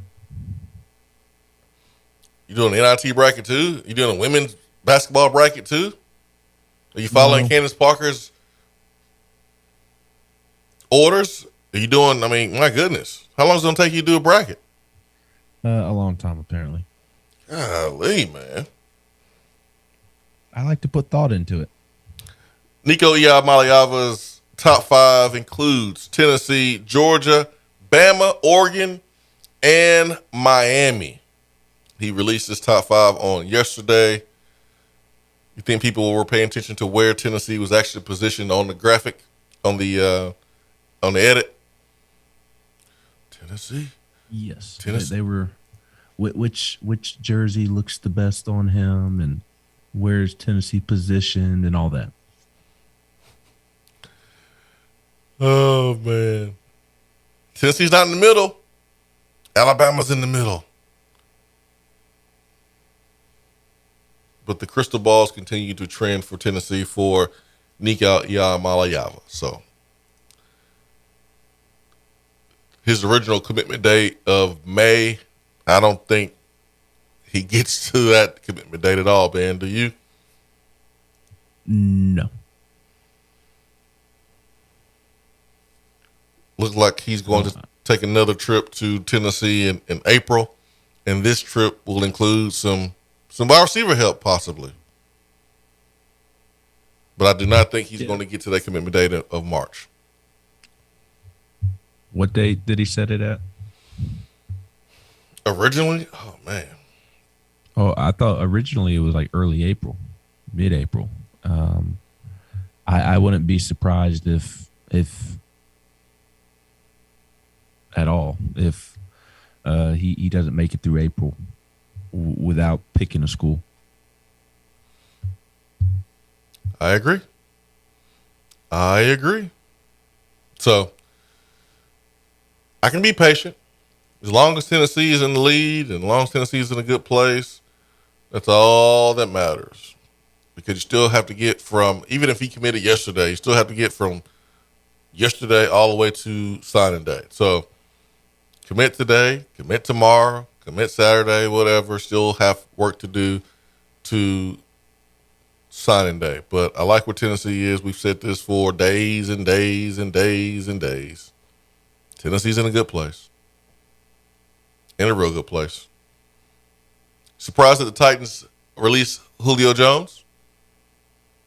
No, because it failed miserably. Did not work out, did it? No, and not Julio's fault. He just couldn't stay healthy. It did not make sense to keep Julio when he could not stay healthy. Not worth that type of money. Go out and get somebody else. I'm more disappointed that the Titans declined the option on my guy Kari.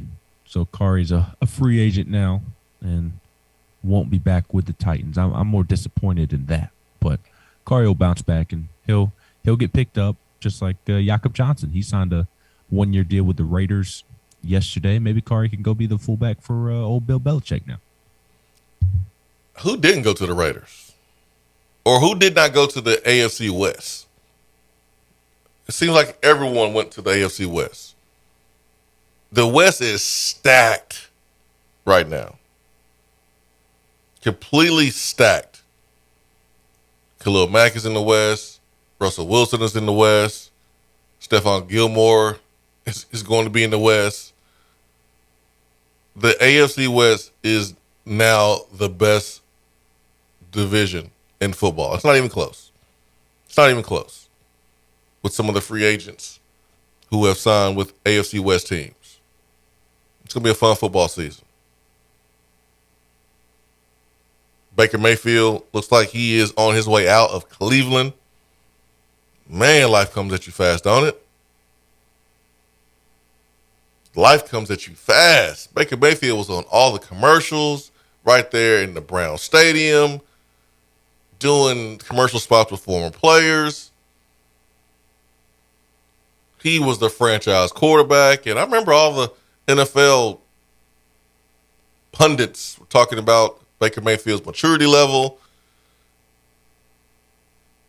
and people kind of ignored it. Now, looks like the Browns are going to make plans for their quarterback, not including Baker Mayfield, saying they want somebody that is actually more like an adult. So we're going to get a big-time quarterback musical chair scenario play out. I'm sorry, Ben, this is happening because there's going to be a lot of quarterback movement, and y'all have already signed a quarterback.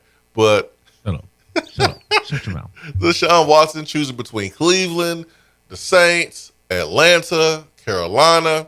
You know Deshaun Watson played at Clemson, which is right there in Carolina. He's from Atlanta. Matt Ryan's going to be available. Oh, man, Matt Ryan would have been perfect for the Steelers, man. He could have been a perfect stopgap.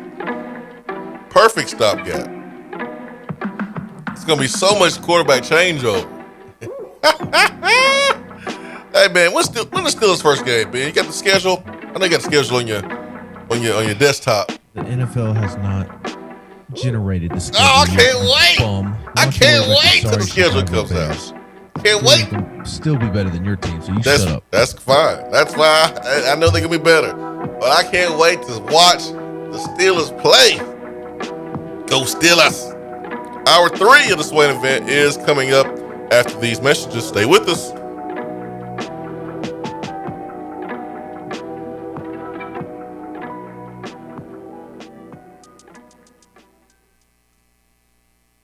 For what is coming up on the Swain Event. Top 100 barbecue restaurant Dead End Barbecue is a no-brainer when you are craving the smoky flavor of quality Q. Dead End makes it easy to enjoy their fantastic menu with online ordering from Chow Now for pickup. Or if you don't feel like leaving the house, then have Dead End Barbecue delivered right to your door by Loco Knoxville or Bite Squad. There is no better restaurant in town to enjoy the madness of March with. Cheer on the Vols and the Lady Vols with the best barbecue around. Check them out online at deadendbbq.com. Dead End Barbecue. The search is over.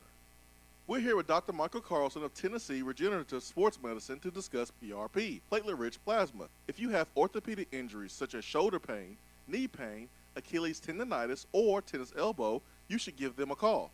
Good to be back, Jason. We specialize in non-surgical orthopedics, so we treat damaged tendons, ligaments, and joints, including rotator cuff injuries, knee injuries, and elbow and foot problems by using ultrasound-guided injections with PRP. And this form of treatment helps stimulate the body's own reparative process and assist in the healing of damaged tissue. Doc, what makes your training different than others? I've been practicing in Knoxville for over 26 years, and I'm certified in interventional regenerative orthopedic medicine through the American Academy of Orthopedic Medicine. They've been the leader in this form of treatment since 1983. I also teach this form of treatment on a national and international basis to other physicians, residents, and medical students. Here in our clinic, I'm the one doing the procedure, and we're using your own PRP, which are concentrated platelets, to treat your injury. So in other words, Jason, it comes from you and it goes back to you. So you know exactly what you're getting and know exactly the level of training involved. Do what the pros, college athletes, and I have done, and visit them online at trsportsmedicine.com. Tennessee Regenerative Sports Medicine, East Tennessee's leader in PRP therapy. If you're coming to Knoxville and need a place to stay, do yourself a favor and book a room at Hampton Inn Paper Mill, also known as the Hampton on the Hill. This award-winning property is literally in the top 5% of all Hampton Inn properties. The GM, Stephen Lawrence, is a good old local boy who grew up in the business around Knoxville. He and his staff are always available, always willing to help, and will go above and beyond for their guests. The newest Hampton Inn in Knoxville has clean, affordable rooms, flat screens, fridges, and microwaves in every room. Plus, breakfast is included in every rate. Not to mention, there's also a pool and fitness center on site. If it wasn't so close to amazing restaurants, bars, and shopping, you would never want to leave. At only 6 miles from campus, you're still right in where the big orange action is. Go to HamptonInn.com, search Knoxville, and book your room at the Hampton Inn Paper Mill, or call 865-693-5400. There are articles and news stories that you read about the things that people do. And when you're reading those and you start to shake your head, you start to scratch your head a little bit, you get confused, you don't understand why. You start to ask questions. But really, there's only one question that matters. What is that question, you may ask? For what?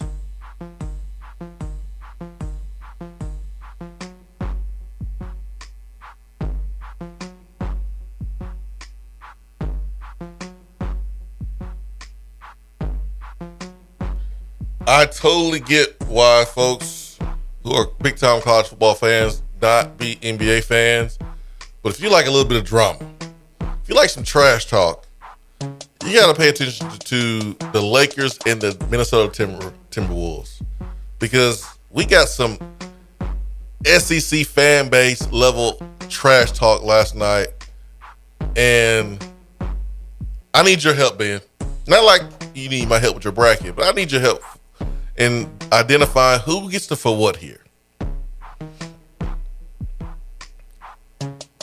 Last night, the Lakers on the road playing the Timberwolves, and Russell Westbrook was atrocious offensively as usual this season. He's been bad.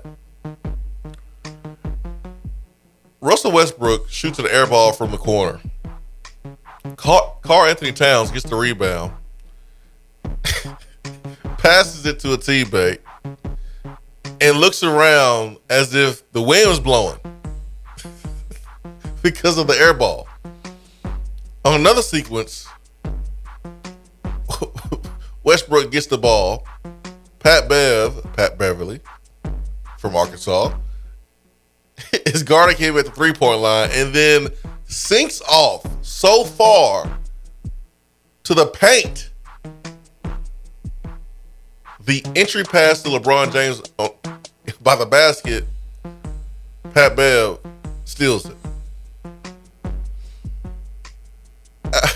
After scoring, Pat Bev is holding his nose, calling Westbrook trash, saying that he stinks.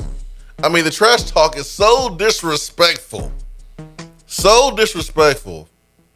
that even a sports agent, Jimmy Butler's agent, commented on Twitter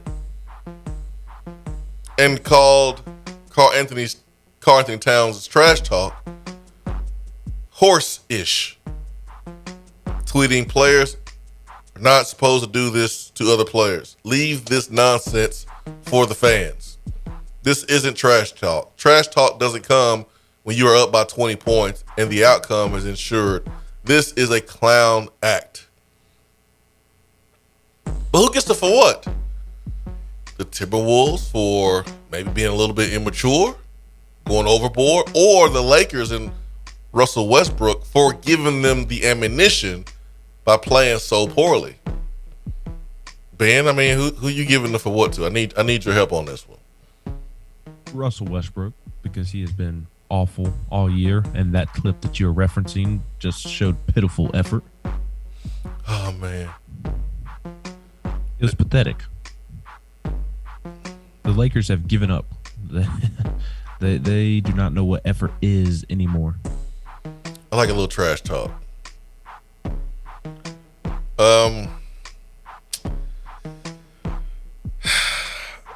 In the last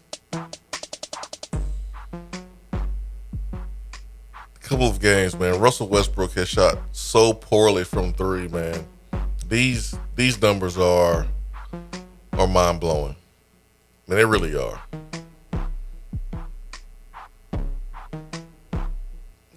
This is the lowest, second lowest of his career, third lowest of his career, shooting 27% from three. In the last couple games, 12.5% in the last 10. Ugh. Play so hard. Well, he's playing hard. He's still averaging 18 points per game, which is 39th in the league. But boy, he's been playing so bad. I've never seen a team clown a player the way the Timberwolves was clowning Westbrook yesterday.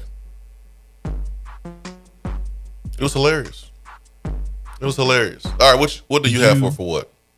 The Steelers signing Again? Mitchell Trubisky. Yes, that'll be it for what until Mitchell Trubisky is no longer a Steeler.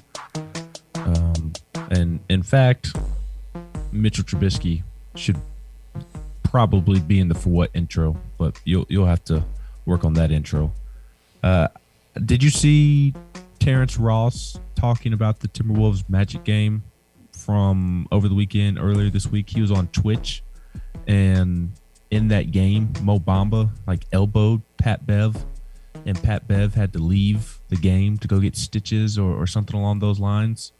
And after the game was over, Terrence Ross, who plays for the Magic, said that Pat Bev walked to the players' parking garage and tapped on the car window of Mo Bamba and demanded that Mo Bamba apologize to Pat Bev for elbowing him.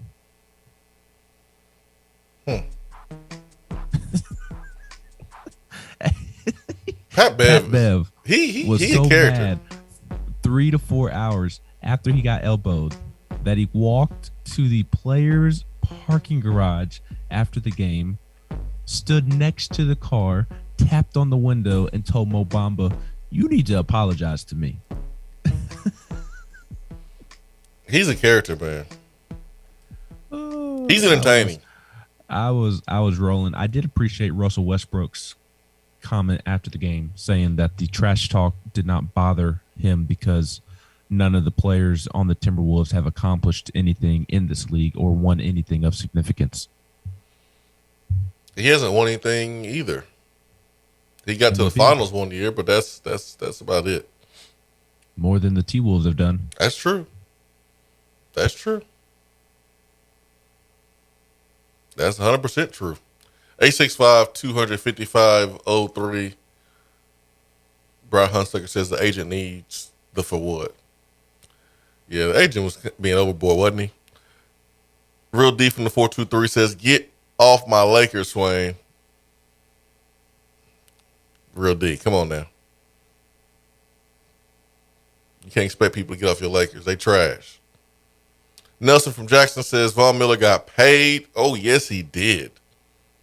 Yes, he did. I'm surprised that Von Miller got that much money. I was thinking Von Miller was 24 years old by how many years he got on his deal and how much money he got guaranteed. But my goodness, 6 years, $120 million deal. My goodness. 51 mil guaranteed. Woo, woo. Let's go to the phones. 865-255-03. Good morning. Who do we have? We got Neela Mafia. Neela Mafia, where you been, man? What's up, sir? What's up? Where'd you? I just now got on the station. Where's your normal phone answering? McKee Trubinsky. When your team finds a quarterback that doesn't fumble a number one seed in its conference, you can chime in and talk about Mitchell Trubisky. No, I'll talk about Mitchell Trubisky anytime I want. Hey, what you call him, Neela Mafia? What do you call him again? McKee Trubinsky. Look, why don't you go worry about your lot lizards and mind your own business? They sleep right now. Oh, man. I heard y'all talking about your brackets and everything, and I thought, well, the way I do mine is I actually print one out. I don't do it online. I print one out, and I get a black ink pen and a black magic marker, and I scroll down until I find Tennessee, and then I just write Tennessee advancing on every single line. And then when you get that box in the middle where it's got put down point totals for the tiebreaker, or whatever, in one box I write 420, and in the other box I write 69. And then I reach down and grab up that black Sharpie, and across the top of the rest of the page, which is 95% unfilled, I write down, it doesn't matter who else plays. And that's pretty much my bracket. How many bracket pools have you won with that strategy? See, it wasn't. It's not about the money. It's about sending messages. Oh man.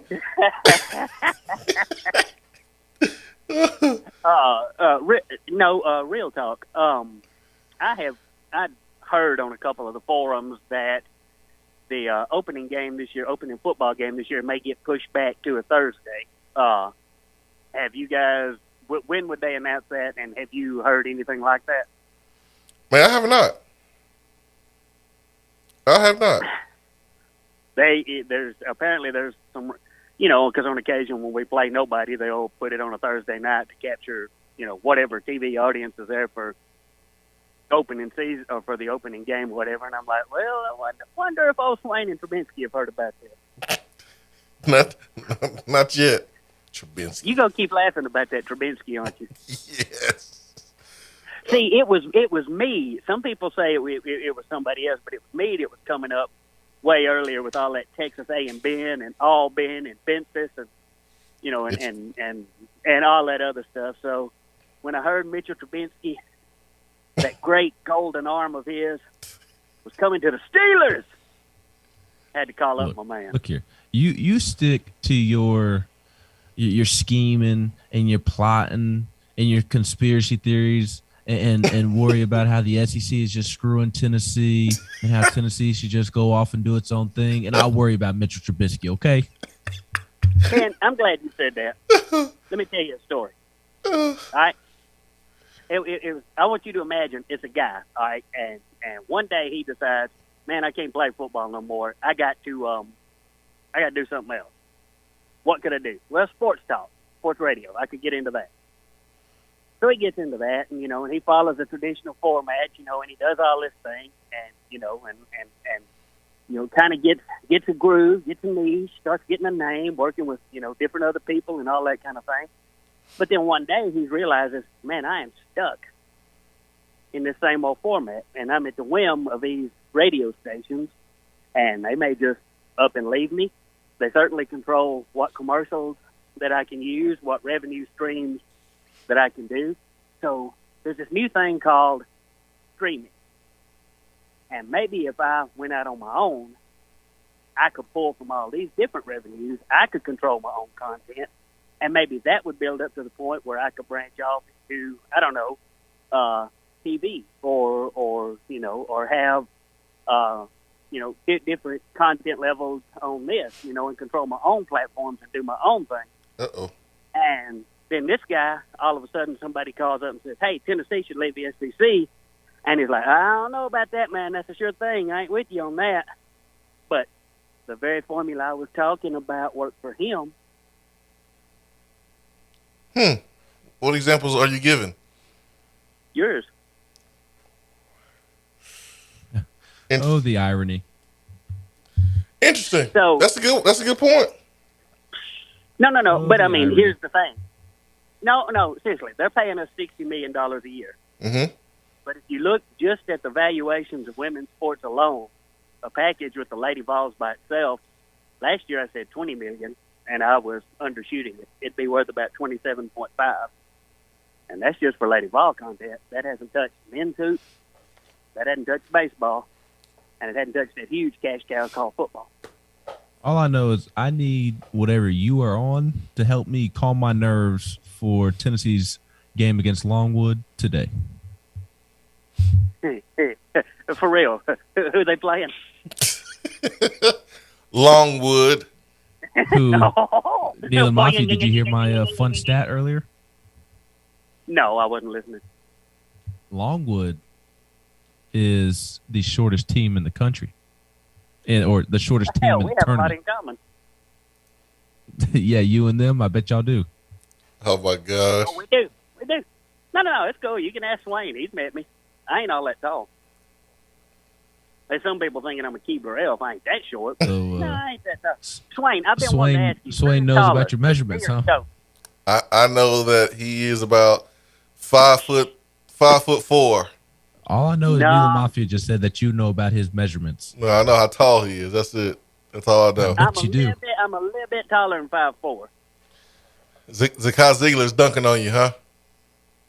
No, I post up as a guy. I'll take him to the hole. I don't care. Who's taller between Turkey Man and Neil and Mafia? Neil and Mafia.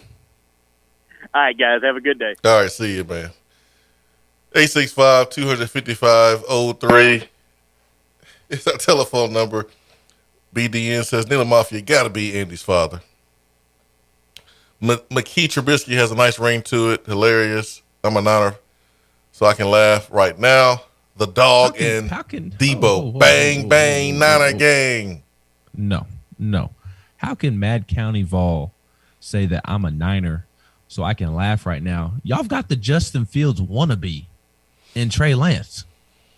What has Trey Lance done to give you confidence, Mad County Vol? He's just a Justin Fields, Cam Newton wannabe. I'll tell you one thing. Mad County Vol won't be laughing when they get rid of Garoppolo and then the quarterback play falls off the map.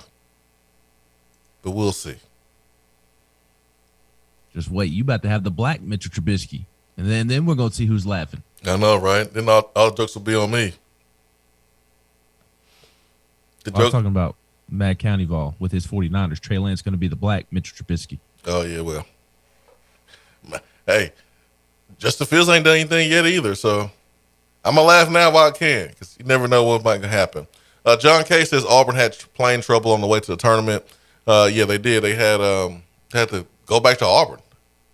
But everyone is safe, which is the most important thing. John K. says they are getting upset, 100% confirmed. And they play Jacksonville State. I don't know about Jacksonville State. I got them losing to USC, though. I don't trust the guards. Don't trust them. Do not trust them. ATL VFL says Whit Frong changed his confidence from a 6 to a 9 on Nico Iamaleava. Yep. Mm-hmm. Look, if you've been reading VolQuest or if you've been listening to the Swain Event, you don't need other people to confirm the confidence level in where Tennessee stands with Nico Iamaleava. Correct.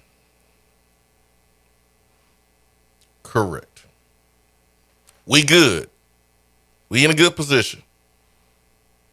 Y'all listen to the show long enough. We are in a good position.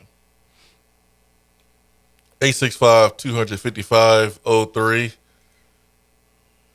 Neil Mafia got that impeccable timing. Calling in on a beautiful Thursday. Impeccable. It's good to hear from old Neil and Mafia, man. It's been a minute. Let's get back to the phones this morning. 865-255-03. Phone lines are buzzing this morning. Maybe because I'm answering the phones and I'm actually picking it up. Ben, do you even pick up the phone when other people call on other days? No, because I don't want to listen to people like Neil and Mafia spew his BS. Let's go back to the phones. Good morning. Who do we have? Good morning. Swain, is it me? It's you. You ready to roll? Let's get it. Swain, what's up, man? It's Jay. What's up, Jay? Hey, man, I'm out here staring out into the sky. I'm not even paying no attention. You better wake up. I know, brother. I know. Hey, Swain, Ben, I heard Longwood has really good D. Can y'all confirm this? Oh, my goodness. Let me see here. Shortest team in the country. Let me see. Shortest team in the tournament. Let me see here. Let me see. I mean, how about Jay just not beating around the bush and getting straight to the point? I'm 12 years old. I shouldn't. No, they don't. They don't have really good D, actually. They got terrible D. They got that's unfortunate. I got too many of those. I'm not even gonna do it. We'll be here all day. But when we win the national championship, yes. Do we just go ahead? Do we build the statue of Rick Barnes? Does Rick Barnes get a statue when we win the national title? Like while he's coaching? Yeah. We go to the Final Four. We win the national title in basketball. The confetti comes down. Do we just go ahead? Does he get a statue while he's coaching? When he retires, whenever you want to put it, but does he deserve a statue? If he wins the basketball national championship, no, not a statue. What say you, Ben? We got to rename something after him though, like he got a street or alley or something. Yes, build a statue. Does Fulmer deserve a statue, Swain? No. You don't think so? No. He got a street. Bama gives all their national championship winning football coaches a statue. Why can't we give our national championship winning? Those coaches won multiple championships. I agree. I agree with Jay on this. I think if you win a national championship, you should get a statue. Come on, man. What's his name? Who did it in '92? What's his name? Gene Stallings. Gene Stallings. Yeah, but he's got a statue. Does he? I'm pretty sure. Don't they all got statues? I don't know about that, man. Bear Bryant and Gene Stallings. They have a lot of Nick people with Saban. statues. Yeah. So we got to be Alabama now. I'm not saying so. So I was saying so before Jay brought up Alabama. So are you saying multiple national titles, Swain, get you a statue? I mean, I would say a place like Tennessee, who has General Neyland, and this General Neyland statue is huge, so like, it has to be a statue as big as his. And where are you gonna put that? Well, maybe not a statue as big as his. Maybe a statue like as big as the four Trailblazers. Trailblazers. Maybe something like that is what I'm saying. General Neyland looks like Thanos. Yeah, I know, right? Okay, I'm cool with that. Yeah, maybe just something like maybe a normal statue. Yeah, a miniature size statue. Okay. If you want to do that for national championship coaches, that's cool. That's hard to do. Pat's is pretty big too. I'm not even saying something as Pat. You know, Pat's is pretty big statue. Oh, absolutely. Too, but she deserves that. But yeah, that's what I'm wondering though, because after we win this, you know, we're going to talk about where to put the statue. I mean, we can make some room. Larry Pratt get it going. We can find some room right there around the Pratt Pavilion. We can make that happen. Would y'all rather get Michigan or Colorado State next? Jay, let me tell you something. You know, I'm sincere when I say this. I don't give a damn. You don't care? I don't care. I don't care. I'm not to the point of the tournament where I actually care who we play. Now, well, you should. Ain't that crazy, Ben? He's on one. No, I'm not. I don't care right now. I might care later in round 2 or round 3, but I don't care right now, man. Well, he asked you if who you would prefer in round 2. No, you're talking about between Colorado State and Michigan. I'm saying like I don't care between that. Now, Sweet 16, okay. I mean Sweet 16, round 3. Round 2, I don't care. I got us with the rematch, Sister Jean and Tennessee. That's what I want. I want the rematch. I know you want the rematch. I want the rematch. I want redemption. Well, you had all the national media on you. Sarah Spain. She was bullying me. She was internet bullying me. Lee. Oh man, she took that way too seriously.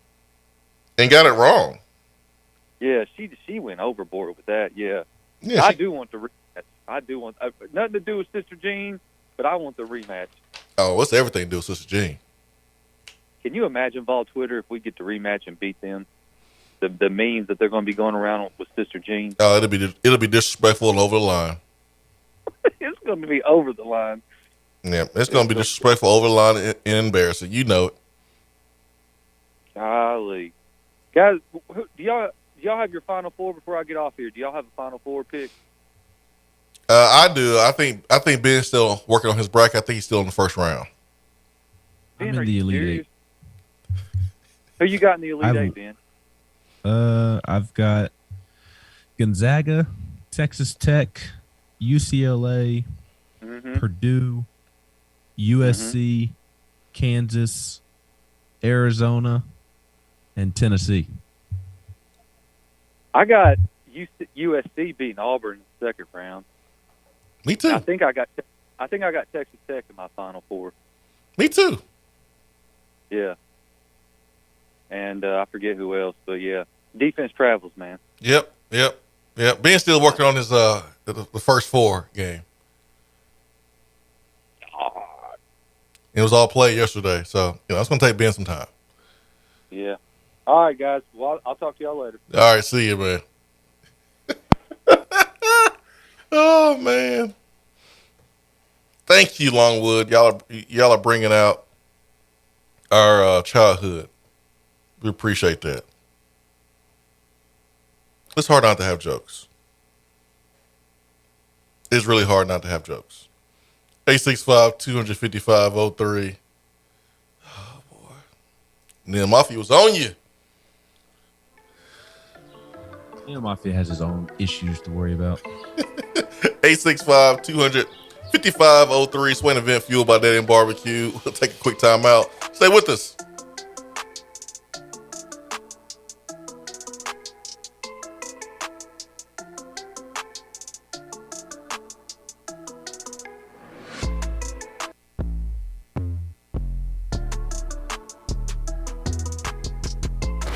Hour 3 of the Swain Event is brought to you by the Low T Center and lowtcenter.com. Do you know your numbers?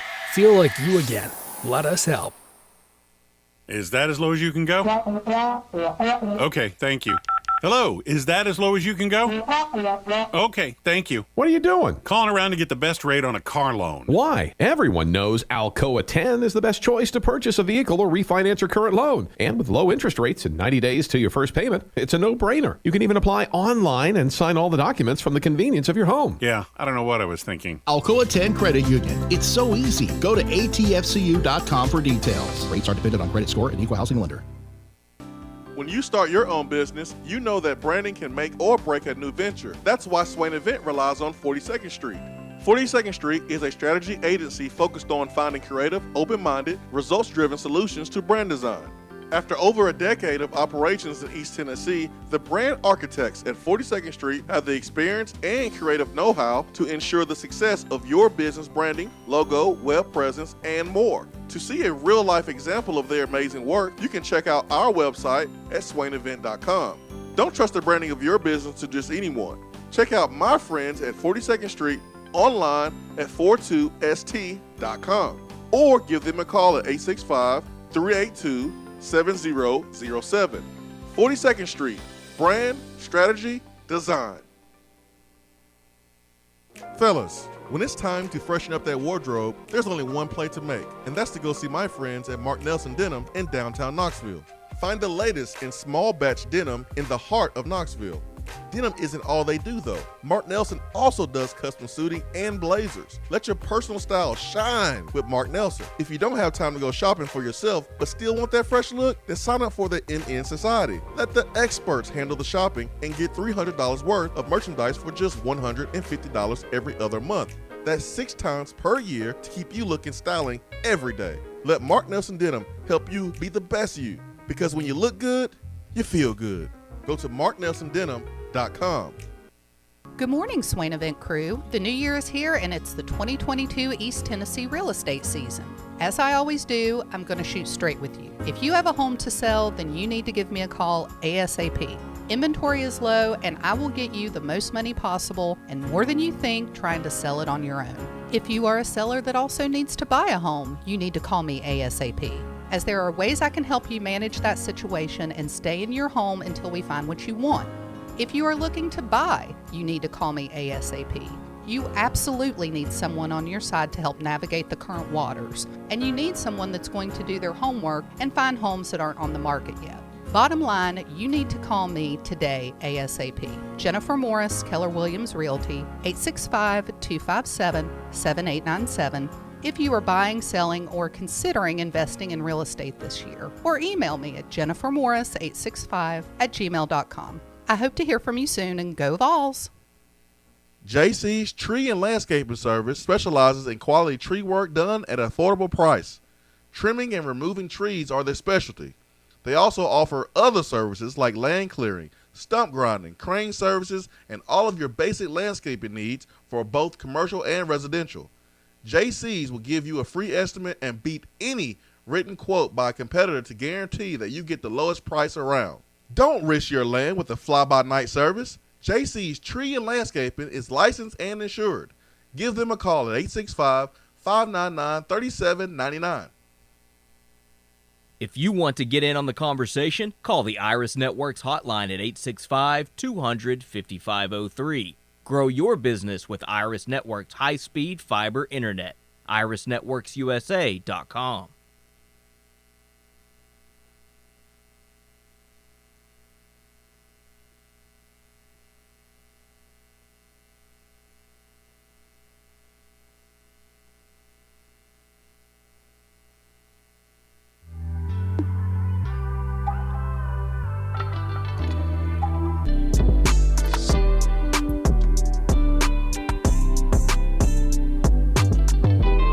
Swain Event, SwainEvent.com, fueled by Dead End Barbecue.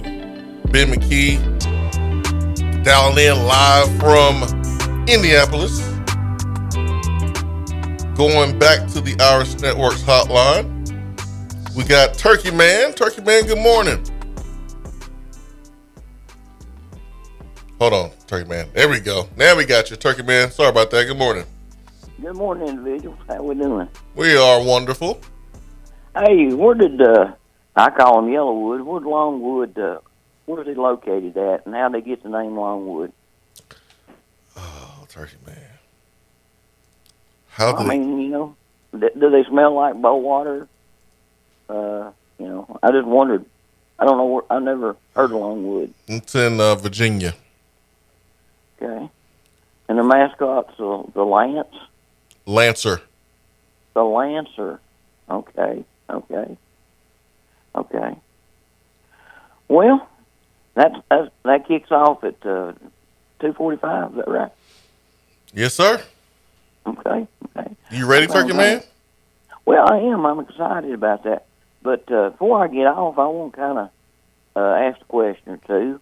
Okay. About I know I took the Kirby Smart's name in vain, so to speak. But has there ever been a team making playoffs that got their butts kicked all over the place in the playoff game? That bad. And I watched Kirby. Yeah. I mean, he's got the talent. I mean, he stay in the state, and talent-wise, loaded. But all in all, except for getting in the playoff after he got, I mean, we're talking about dredged. You mean in the playoff? You mean getting in the playoff after the dredging they got in the SEC championship game? Championship. I've never. Yes, sir. Not the playoffs, but the championship game, the SEC championship game. But making it to the playoff, and nobody would actually have blinked an eye if they didn't make it in the playoff. I wouldn't, because I've never seen that happen. And I'm not an Alabama fan, but I do know this: if Alabama's wide receiver hadn't got hurt, the last one they hadn't got hurt, it wouldn't have been the score it was. And I ain't saying they pulled it off, but it wasn't pretty what we seen just a few weeks before. And I remember when we went down to Florida, not that we was going to beat them, I felt real confident we would beat Florida that year, but Justin Hunter got hurt right in the middle of it. Yeah, he tore his ACL at the beginning of the game. Yeah, that kills the momentum. I don't care how good you are. But anyhow, we'll see how good Kirby Smart is. But I don't know, all in all, especially in the East, he should walk through. And they've been time two with Butch Jones. We should have been 1-2 East and went to the playoff. We didn't watch Missouri do that. Turkey Man, he won the national championship last year. Yeah, but the question I'm saying is, how many times would you been shocked if the committee come out and said after the dredging they got a few weeks ago, we can't put them in the national championship game? Yeah, they didn't win the conference. I would have been shocked because they still were one of the top 4 teams, and they were going to go to the championship game or to the playoffs regardless of what happened in the SEC championship, because they were the most dominant team for most of the season. Yeah. I would have been shocked. I was shocked. I mean, that was a dredging they got in the SEC championship. But anyhow, that's my opinion on that. And everybody got, and Dooley Land, they got their opinion too, and I appreciate them. All right, Turkey Man. 865-255-03. Turkey Man doubling down. Doubling down. Huh? I said more power to him. I don't understand how you can sit here 2 months later and hate on him after he won a national championship. Yeah. For the first time in 40 years at Georgia. Yeah, I mean, and I completely agree with what you said earlier. The only reason he doesn't have 2 is because one of the all-time great college football plays took place when Tua comes off the bench, and on 2nd and 26, after taking a sack in overtime, he just throws an absolute dime to Devontae Smith.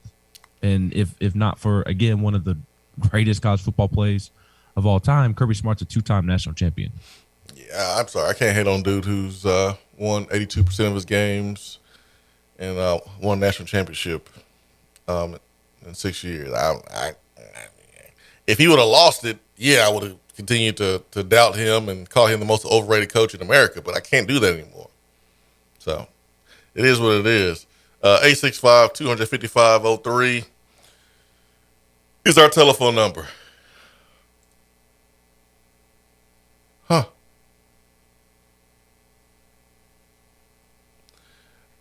We have not seen, at least I have not seen Joe Lunardi's tweet this morning bashing Texas A&M and Buzz for his presser the other day. Silly. Was it a video or just a tweet? A tweet. He quote tweeted the video of Buzz Williams discussing his resume that he brought, or the analysis that he brought to the press conference we discussed the other day about why A&M should have been in the tournament. And Joe Lunardi quote tweeted it and said, "Love Buzz, love Gig'em. This is still wrong on many levels. It's terrible PR, for one, and it solely misrepresents a necessarily imperfect process. Shame on A&M for sanctioning. Where is the adult in the room? What's the upside? Hashtag not my first bracket." Why is he acting like that? Why is Joe Lunardi so defensive, as if he was like he was making the decisions? Why is Joe Lunardi trying to defend the committee so much? That's my thing. Because honestly, I didn't understand why Tennessee fans were over the top criticizing him, as if he was the one who made the decision to put Tennessee as a 3 seed. He was just relaying what the committee was going to do. But him responding to Buzz Peterson makes it seem like that either he is really, really good friends and tight with the folks that make the decisions, or he's one of the guys that makes the decisions himself. Not my first bracket. It makes it seem like that he was in on creating the bracket. Why is he so defensive? Well, and then he says, he starts off by saying, "Love Buzz, but where's the adult in the room?" What? You can't say you love somebody and then question where the adult is in the room. I mean, you can, but I mean, it's what Joe did was, with all due respect. That's what he did. Yeah, but it's stupid. Don't say with all due respect. You're just trying to butter him up. That's all you're doing. You are about to throw him under the bus. Don't try to butter him up in the process. If you don't believe in what he's saying, just man up and go with it. Don't try to butter it up and make it seem better just so people don't come at you as much on social media. If you got something to say it with your chest. Well, I agree with that. Weird that he's coming to the defense of the committee so hard. But A&M did lose 8 games in a row in the conference, and still should have been in the tournament. I understand that, but you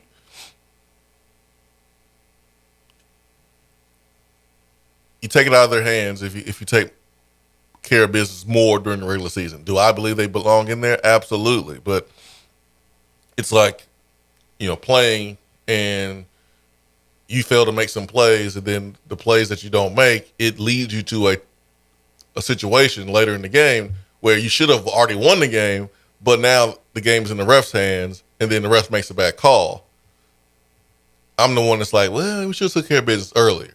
Did the ref make a bad call? Absolutely. But we should have took care of business earlier. And that's kind of how I feel about Texas A&M. I'm all on Texas A&M side. I feel like they should have gotten in. I got a lot of respect for that team and how they responded to Buzz Williams and how they played. But no one is mentioning that too. And I think both needs to be mentioned. But, man, yeah, Joe going to take it on the chin on this one, man. I'm already looking at the replies. They are tough. Getting what the kids call ratios. Oh, yeah. It's going to be bad. It's going to be bad. But the thing is, like, he's still wrong and Buzz is right. That's the baffling aspect of it. Is Notre Dame should not be in the field. I know they won last night, so it makes it look better. But Notre Dame's resume was piss poor. And like I talked about earlier this week, I think it goes back to a lack of respect for what SEC basketball has become. SEC basketball has become one of the best conferences in America, and the Big Ten getting its respect, the Big 12 getting its respect, the ACC getting a little bit of respect, even despite that conference being terrible this season. But the SEC still being treated like a football conference. And yeah, football still butters the bread, but basketball is as strong as it's ever been and up there with any conference in America. And it did not feel like that respect was reciprocated within the bracket. Yep. It's gonna be rough. Aside from Auburn, because that Midwest region, I hate the Midwest. That bottom right corner of the bracket, there's not a single team in there that I really like. I have USC going to the Elite Eight, and I have zero faith in that actually happening. Yeah. Iowa State, LSU, Wisconsin, who's overseeded. I don't trust Bill Self in the NCAA tournament. Just an ugly portion of the bracket. That is the side of the bracket I have least interest in, the least amount of interest in. Yeah. All right, man. It's gonna be fun to watch Buzz Williams respond if he does. Joe Lunardi has had a rough couple of days. That's for sure. We got about 14 minutes left in the program. It's about that time, Ben, to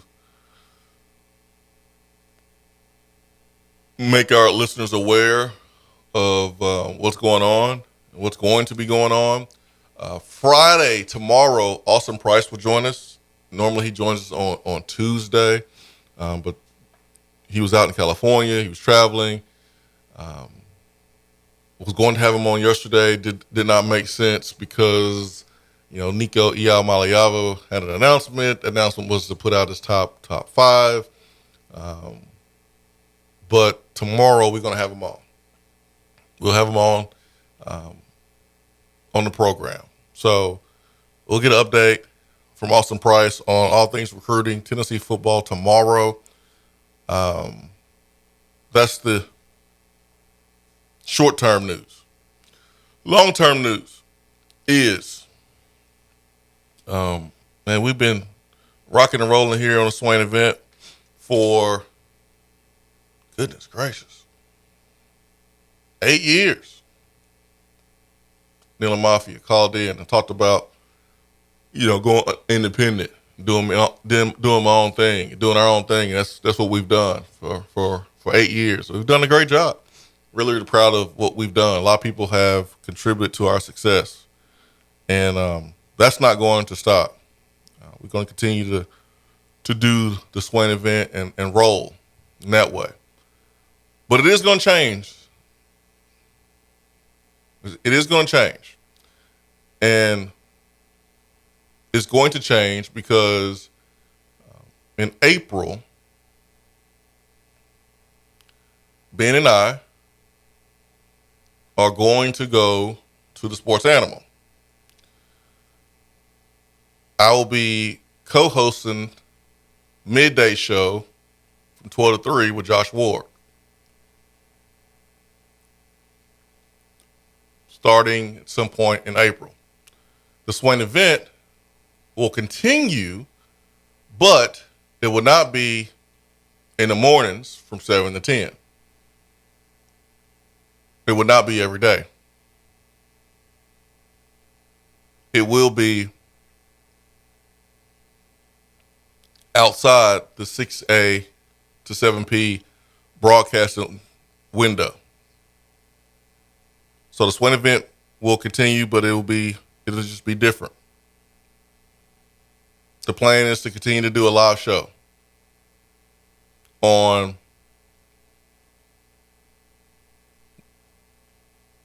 the day that we decide to do the program. This is a move that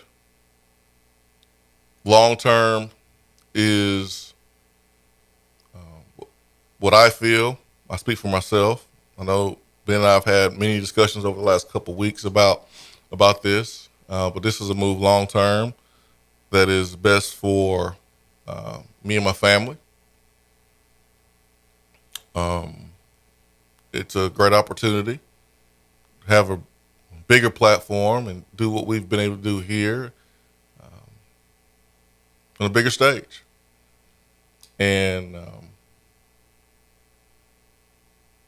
I've been in talks with Sports Animal for the last, goodness gracious, man, it feels like it's been 3 or 4 weeks, it feels like.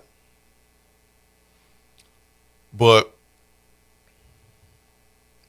we've had some some great dialogue about what needed to happen for me to decide to do this and to make a change, because things have been amazing with what we have been doing.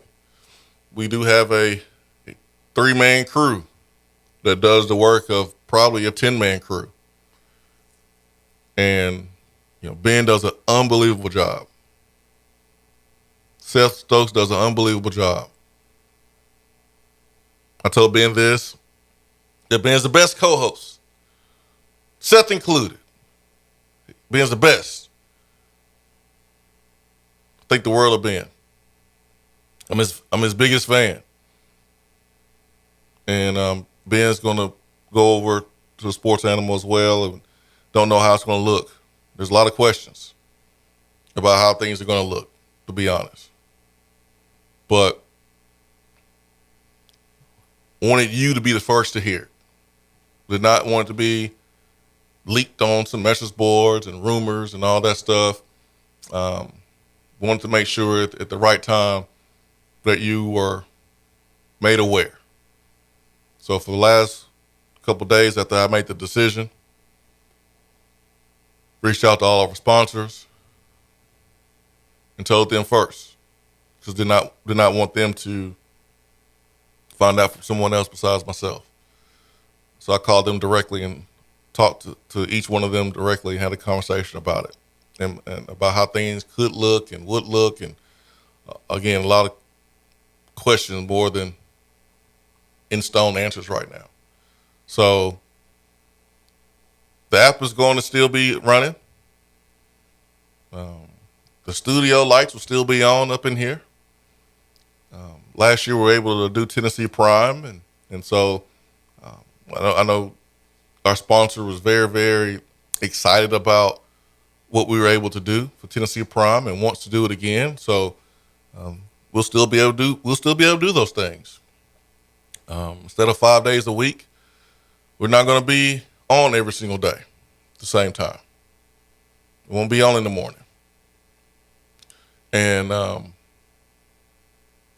apologize for disrupting the routine for so many people. I know so many people get up and make their coffee and rock to the Swain Event from 7 to 10 in the morning, and that's just what you've been used to doing for the last couple of years. So it'll look different. It'll be a little bit different. So I'll be co-hosting the show on Sports Animal in April with Josh Ward, 12 to 3. Don't even know the name of the show yet, but that's what I'll be doing. And then Ben is coming as well to the Sports Animal. So that's what's going on. That's what's going on. So we are making that move, and the plan is hopefully make everybody else around us, make us better, uplift everybody.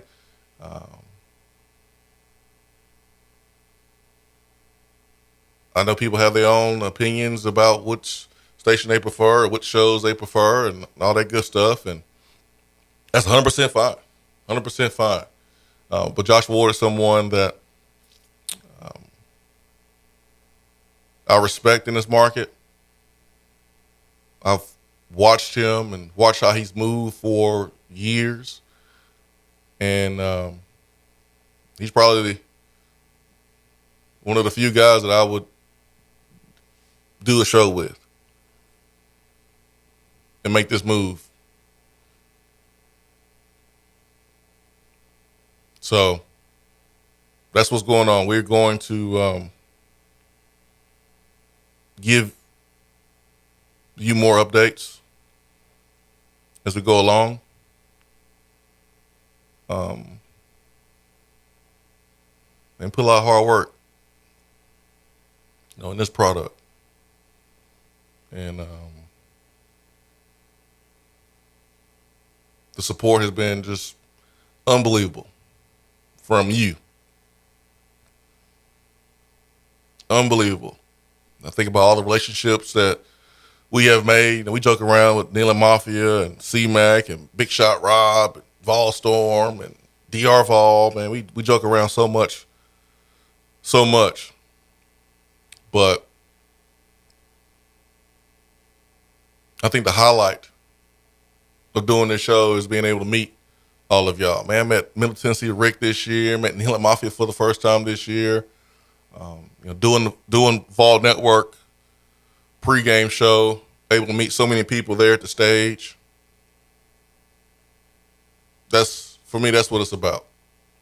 And we'll have a bigger stage to touch more people there. So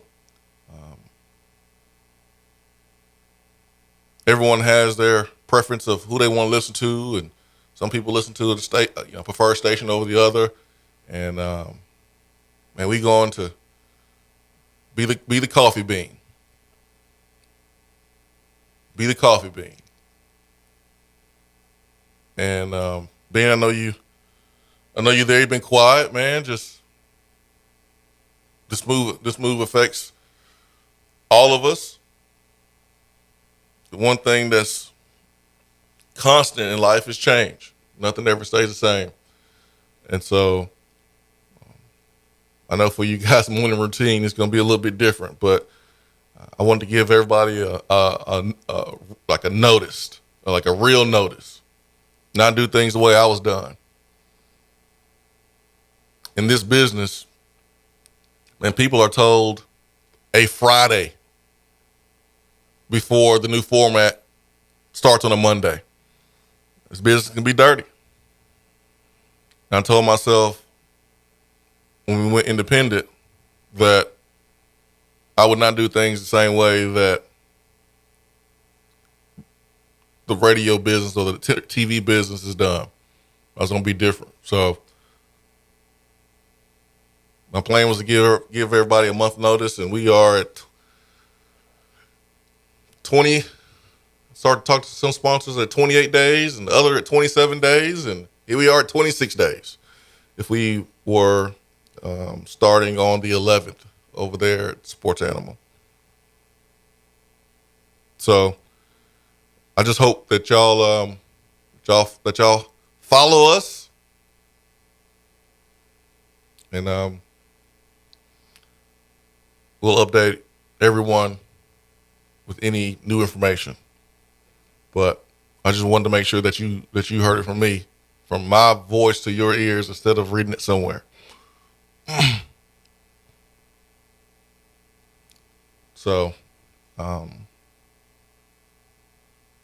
didn't think I was going to get emotional about it. But I do think about all the work that a few dudes put in, the sacrifice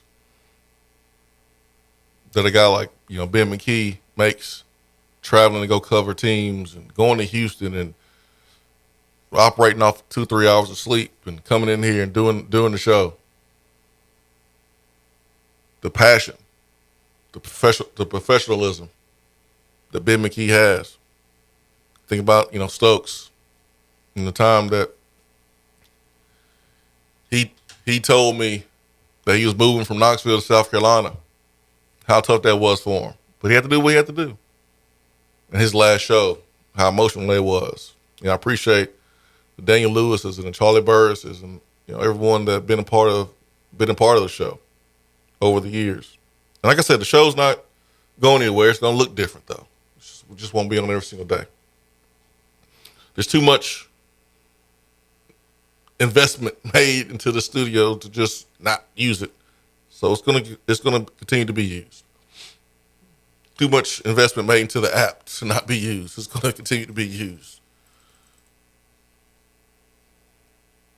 So, y'all a family. I don't know how it's gonna work with everyone's schedule, but man, we just hope that you come on along for the ride.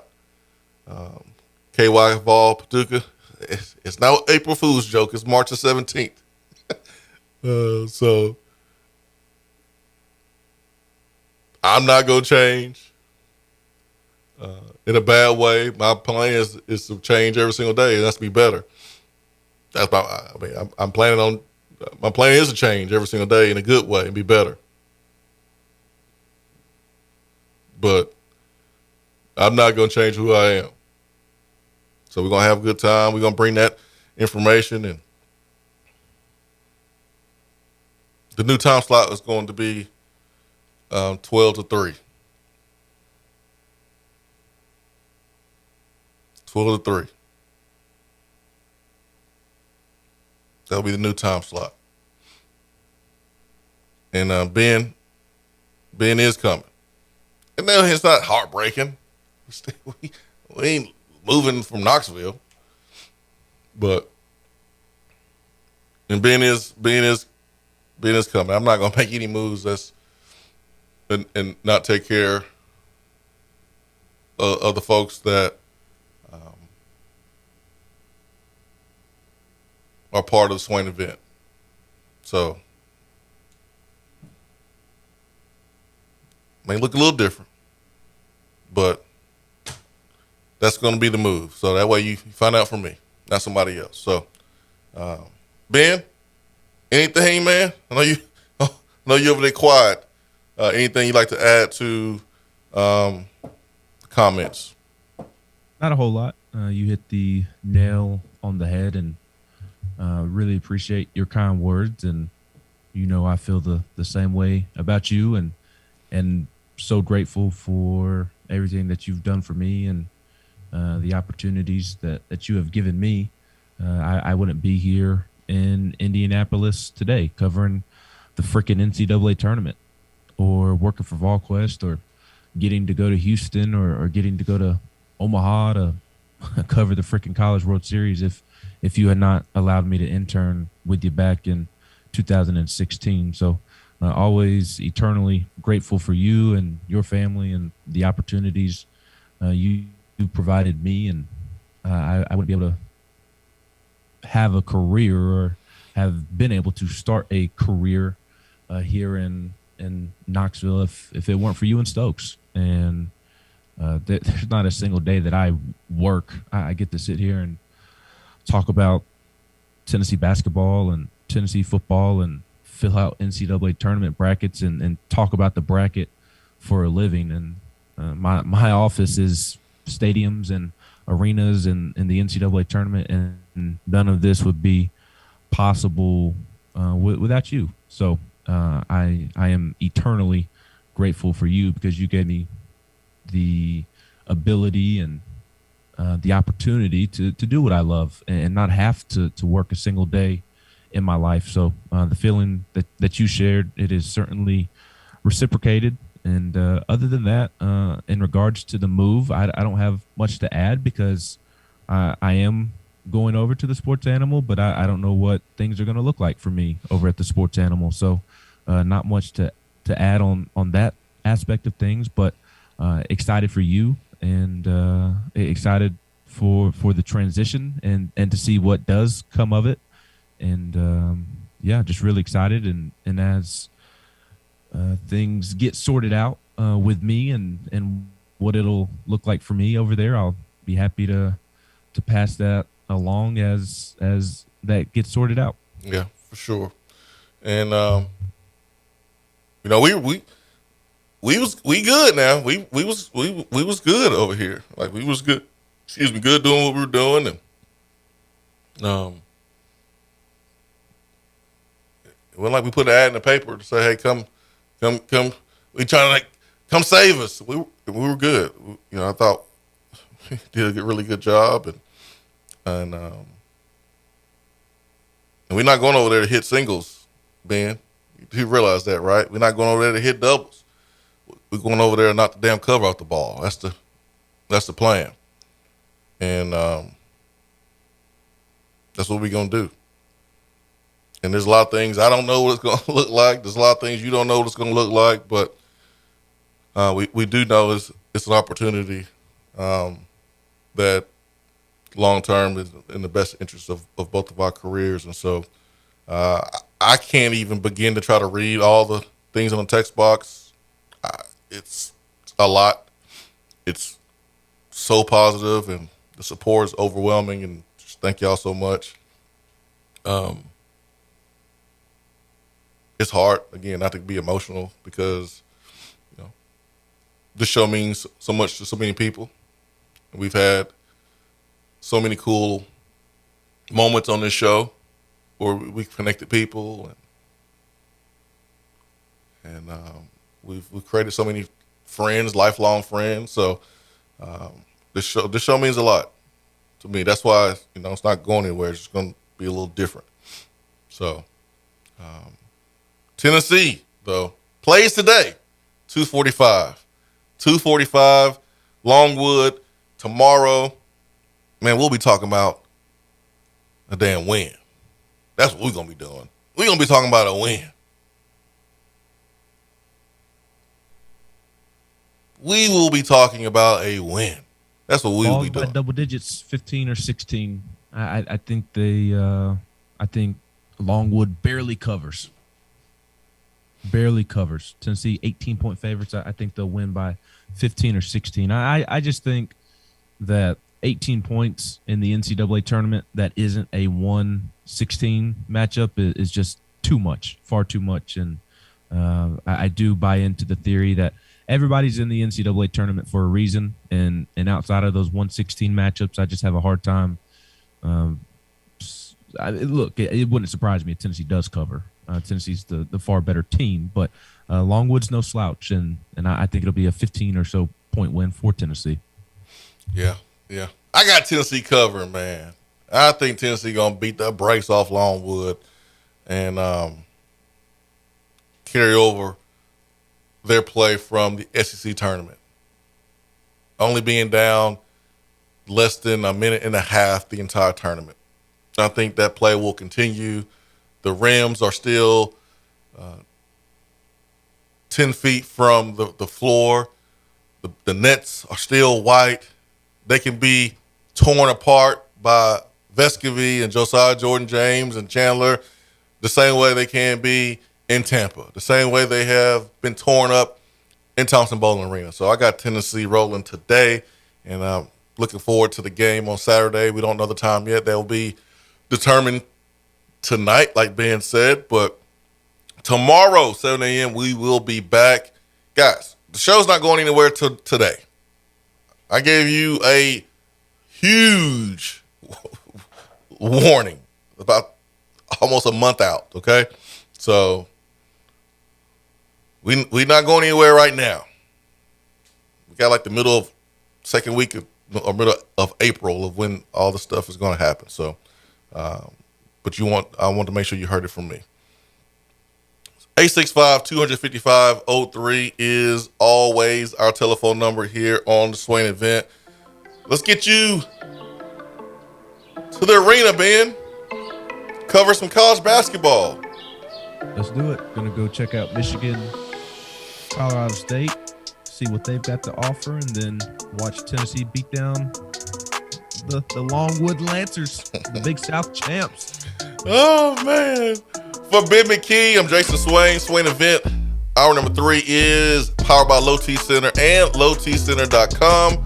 Reinventing men's healthcare. Men, make sure you get those levels checked.